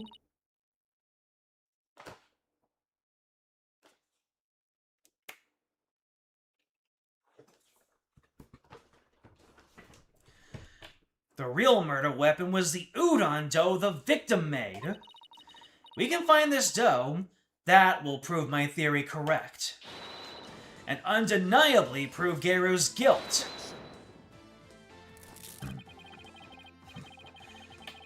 Even if we could find this dough, what makes you think that it would prove she is the one? Please recall Owen's eyewitness testimony, Prosecutor Sadmati.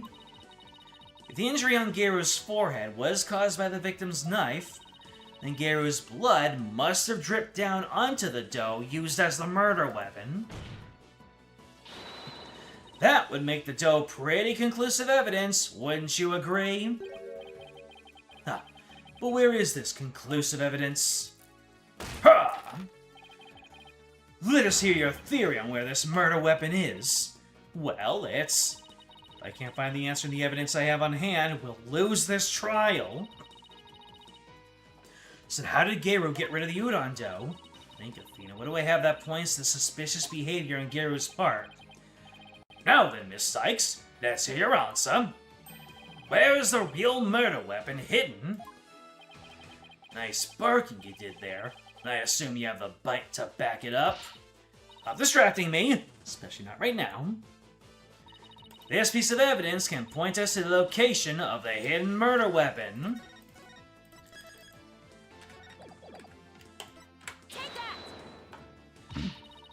Okay, it was either the backstage diagram or it was Simon's testimony.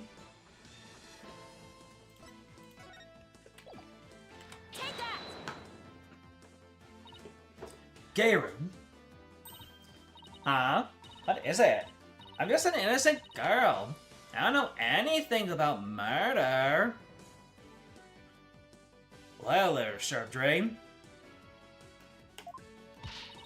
Stuff that cute act in your balloon hat. Kuh. Gayru got rid of the dough she used to kill Master Tornado in a bold and daring way. She did it right in front of Prosecutor Blackwill's nose by feeding it to her dog. No!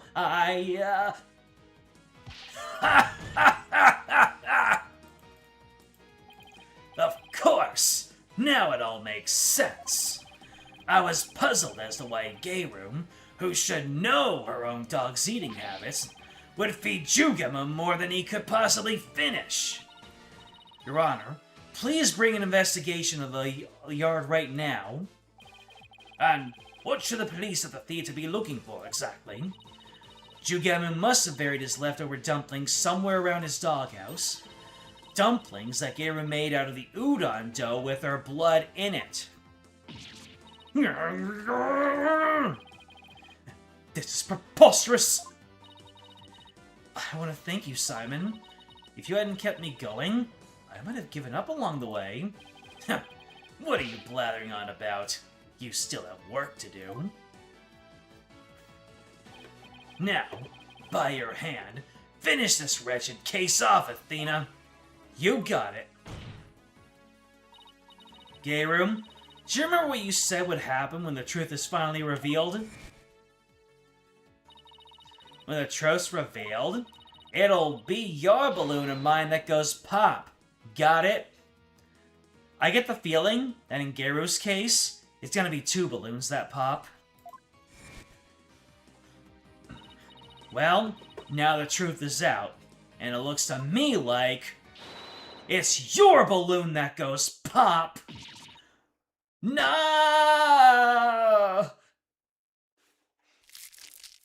Ugh. Get comboed, nerd. Hurukunka! I'm a Rakuga artist. I was the one who's supposed to inherit that name. But then, Shisho.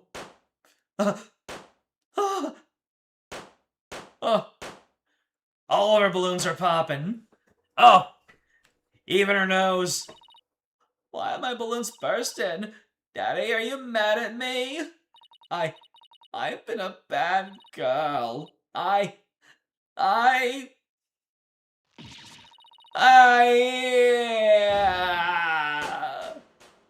And there they go. I knew that was coming. The balloons were a lie. Oh wow, even her hair. Chat, what is your assessment of Gayru now? F's in chat for the balloons.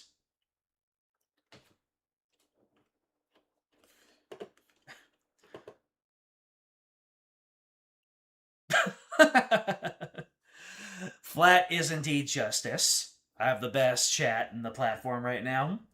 Oh. Are you ready to tell us everything now, Gayru?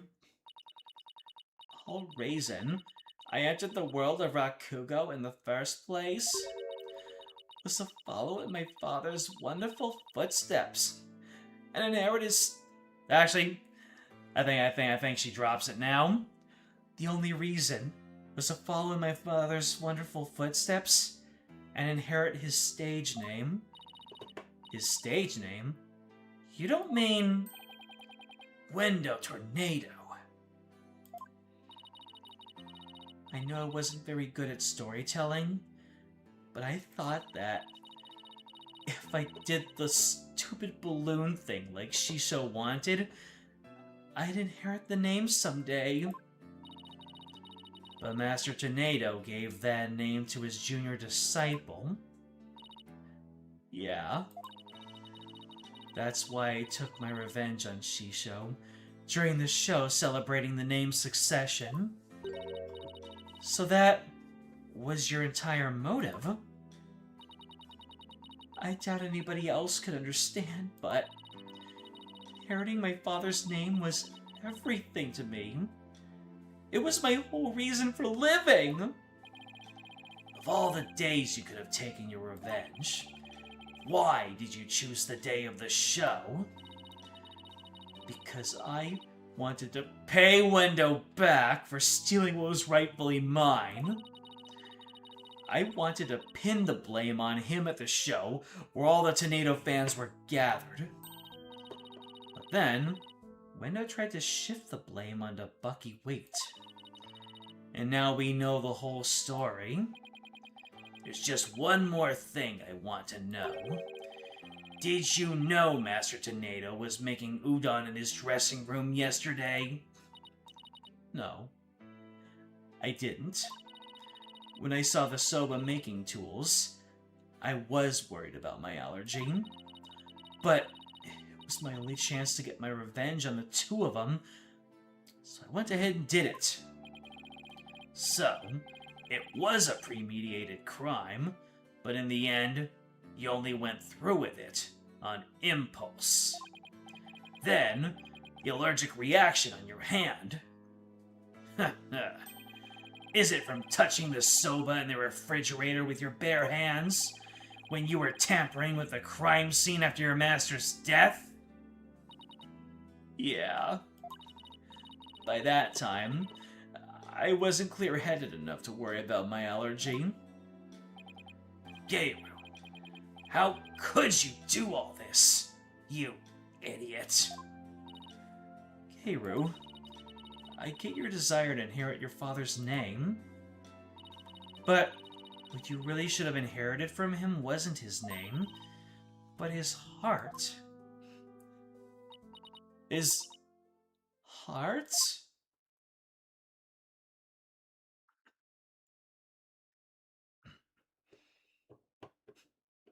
Yeah, suck down that humble juice, Sadmari.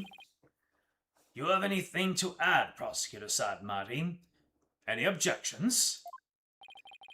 No, Your Honor. Ms. Athena Sykes. Yeah? That's the first time he's used my name. I shall be sure to remember your name.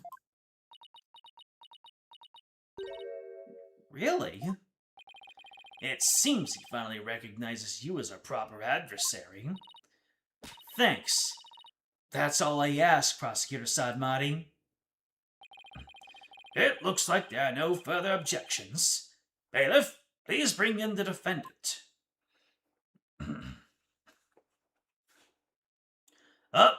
Is he sobered up? Ah, good. It seems you made a full recovery. Now then, this court finds the defendant, Bucky Wright, not guilty. Hooray! Even Blackwell is smiling over it, and Sadmari is going wee all the way home. This court is adjourned. I wonder what kind of absolutely heartbreaking backstory we're gonna get that shows why Sadmari is the way he is, and all of this clowning that I've been doing on him, I will regret.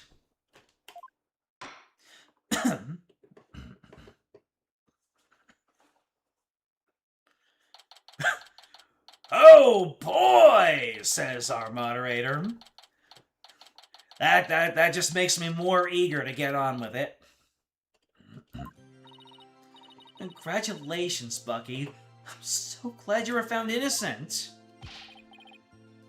Thanks for everything, Miss Chickadee. Wow, he sounds so manly when he's not drunk. But it still sucks that you were accused of a crime you didn't commit. Did Wendo have it out for you or something? I don't think so. Window said it was a spur-of-the-moment idea he got when he saw the soba-themed cards. Simon, where have you been? I stopped in at Window's questioning. Only you, Bucky, could get framed for a crime on a whim. No way. I almost got convicted out of convenience. Well, at least you could have been completely cleared of charges. So, buck up, Bucky. On a more important note, what I really want to know is, why did Master Tornado let Geiru inherit her father's name? What do you mean on an important note, Miss Chickadee? Don't be such a wet blanket. Just go with the flow. Now, come on. You think the Master was trying to encourage her to quit the entertainment business? Nah, that's not it. He didn't give the name to her because he wanted Geiru to find her own calling in life, perform whatever she wanted, without being bound by her father's name or Rakugo. Making Gudon was his way of showing his support for her in her new endeavor. So that's why he called you to the theater, huh? To teach him how to make udon? Huh. More roundabout way I've never seen. But that's Master Tornado for you. So this entire incident happened because of a misunderstanding? How sad. Then where did the balloon thing come from? By the way, Geiru wasn't the only person Master Tornado was trying to cheer on. Even though the person in question still seems unaware of the Master's intentions. What? You talking about me? Come on, no way. All that old man ever did was criticize my soba. That's not true, Bucky. There must be a way for Bucky to see just how much Master Tornado cared about him.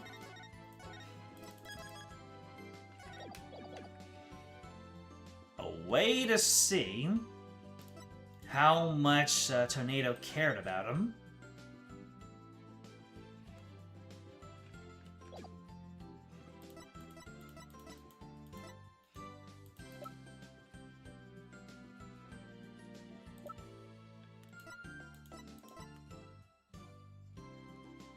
The victim procession. It's a deed for Soba's shop. The deed builder is Bucky Wet.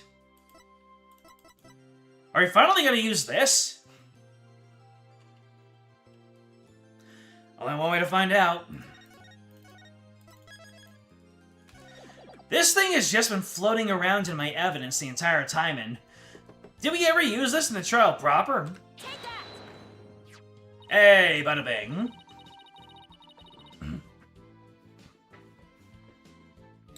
To make sure Bucky was as good as his father. It's also now in his name, which means he thought Bucky was good enough to earn the shop. Take a good look, Bucky. Whose name is on there as the holder of this title deed? It's still my name.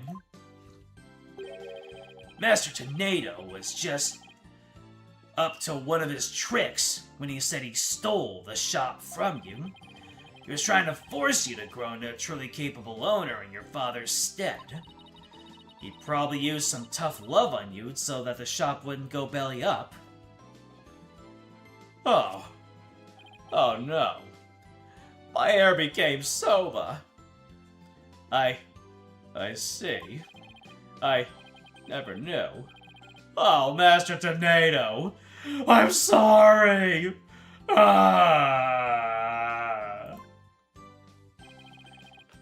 Keep working hard, Bucky, and pay him back by living up to his expectations.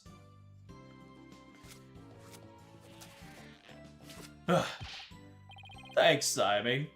Hey, you too, Miss Chickadee. One day, my soba's gonna be so good, and I'll knock that old man's socks clean off. After all, I'm the 4th generation owner of Wet Soba. Wet Noodle number 4. Well, I better be getting back to my shop. If this old man wasn't so dramatic and metaphorical and just spoke words to people, he'd still be alive. Unfortunately, I guess that's just what showbiz does to you. Everything has to be a spectacle. Hold on. Could I place an order for delivery, Bucky? Yes, Miss Chickadee. Could you deliver a bowl of udon to Geiru on behalf of her master? You got it. I'll make sure it's got all the TLC Master Tornado would have packed in it, too. Thank you. Well, see ya. Be sure to drop by the shop sometime. I will, and I'll bring the whole agency with me. Do us all proud, Bucky. I'll have the best soba in town waiting for you when you come. Peace out. Tornado, soba way. Nice to see somebody giving it their all, isn't it? I wonder if I leveled up any thanks to this case. We level up now? Don't kid yourself. The trial would have been a spectacle and a half had I not been by your side. You don't know that. For lawyers versed in psychology, you're too full of weak points. You need to learn to analyze yourself more objectively. Or you could just teach me your famous mind tricks, Simon. No. Way to shut somebody down. Why not? Because the more pesky lawyers there are, the harder my job becomes. So it's in my best interest for you to remain green forever. Hey, what about what's in my best interest, huh? Besides, weren't you the one who had wool pulled over your eyes by Wendo? Must you remind me? How could I have known Wendo when you do time soba? Hey, speaking of time soba, I just thought of something funny. Oh, goody. I can't wait. Okay, here it is. In time soba, why did Mon number 9 get counted? Come on. Do you know, Simon? How should I know? Because 7, 8, 9. Mods, ban Athena. Thank you, thank you. I'll be here all week. Rolling on the floor, laughing, exclamation point. Huh. That I should have known. Come on. Let's go get soba or something and go home. Your treat? I'll treat you to 50% of the tab. And don't forget, you still owe me for that manju. Really, Simon? Wouldn't hurt for you to pay for me every once in a while, you know. Quit squawking and start walking, Athena. Hey, wait for me! I may still have a ways to go as a lawyer. Just like Mr. Wright, Apollo, and Simon before me, I'm going to get there someday. After all, I've inherited their passion for our courts and the law. Je peux le faire. I can do this. The end. The end. So, yeah. The thumbnail for this stream, it's a takeoff on the fact that I always use the key art from a case, but instead of using the entire key art, I just zoomed in on Geiru because that's what's really important, right? Anywho, let's go ahead and save this. Alright, Turnabout Revolution. We're gonna start an investigation day 1, and oh boy, are we in for a time, but we're in for a time next time. Ladies and gentlemen, thank you for joining me on this leg of the journey. You're very welcome for the stream. Glad you had fun. Blorf, and thank you for watching this as a VOD. Your favorite trial in the series? Oh, I am excited. So you know what to do.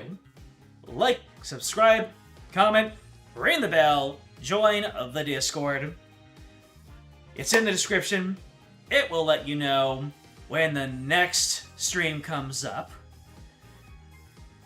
And next time, we will move straight on ahead into what is objectively the greatest trial in the entire series, so saith our dear moderator. Ladies and gentlemen, I thank you once again, and I will see you next time to begin the end. Until then, I'm out.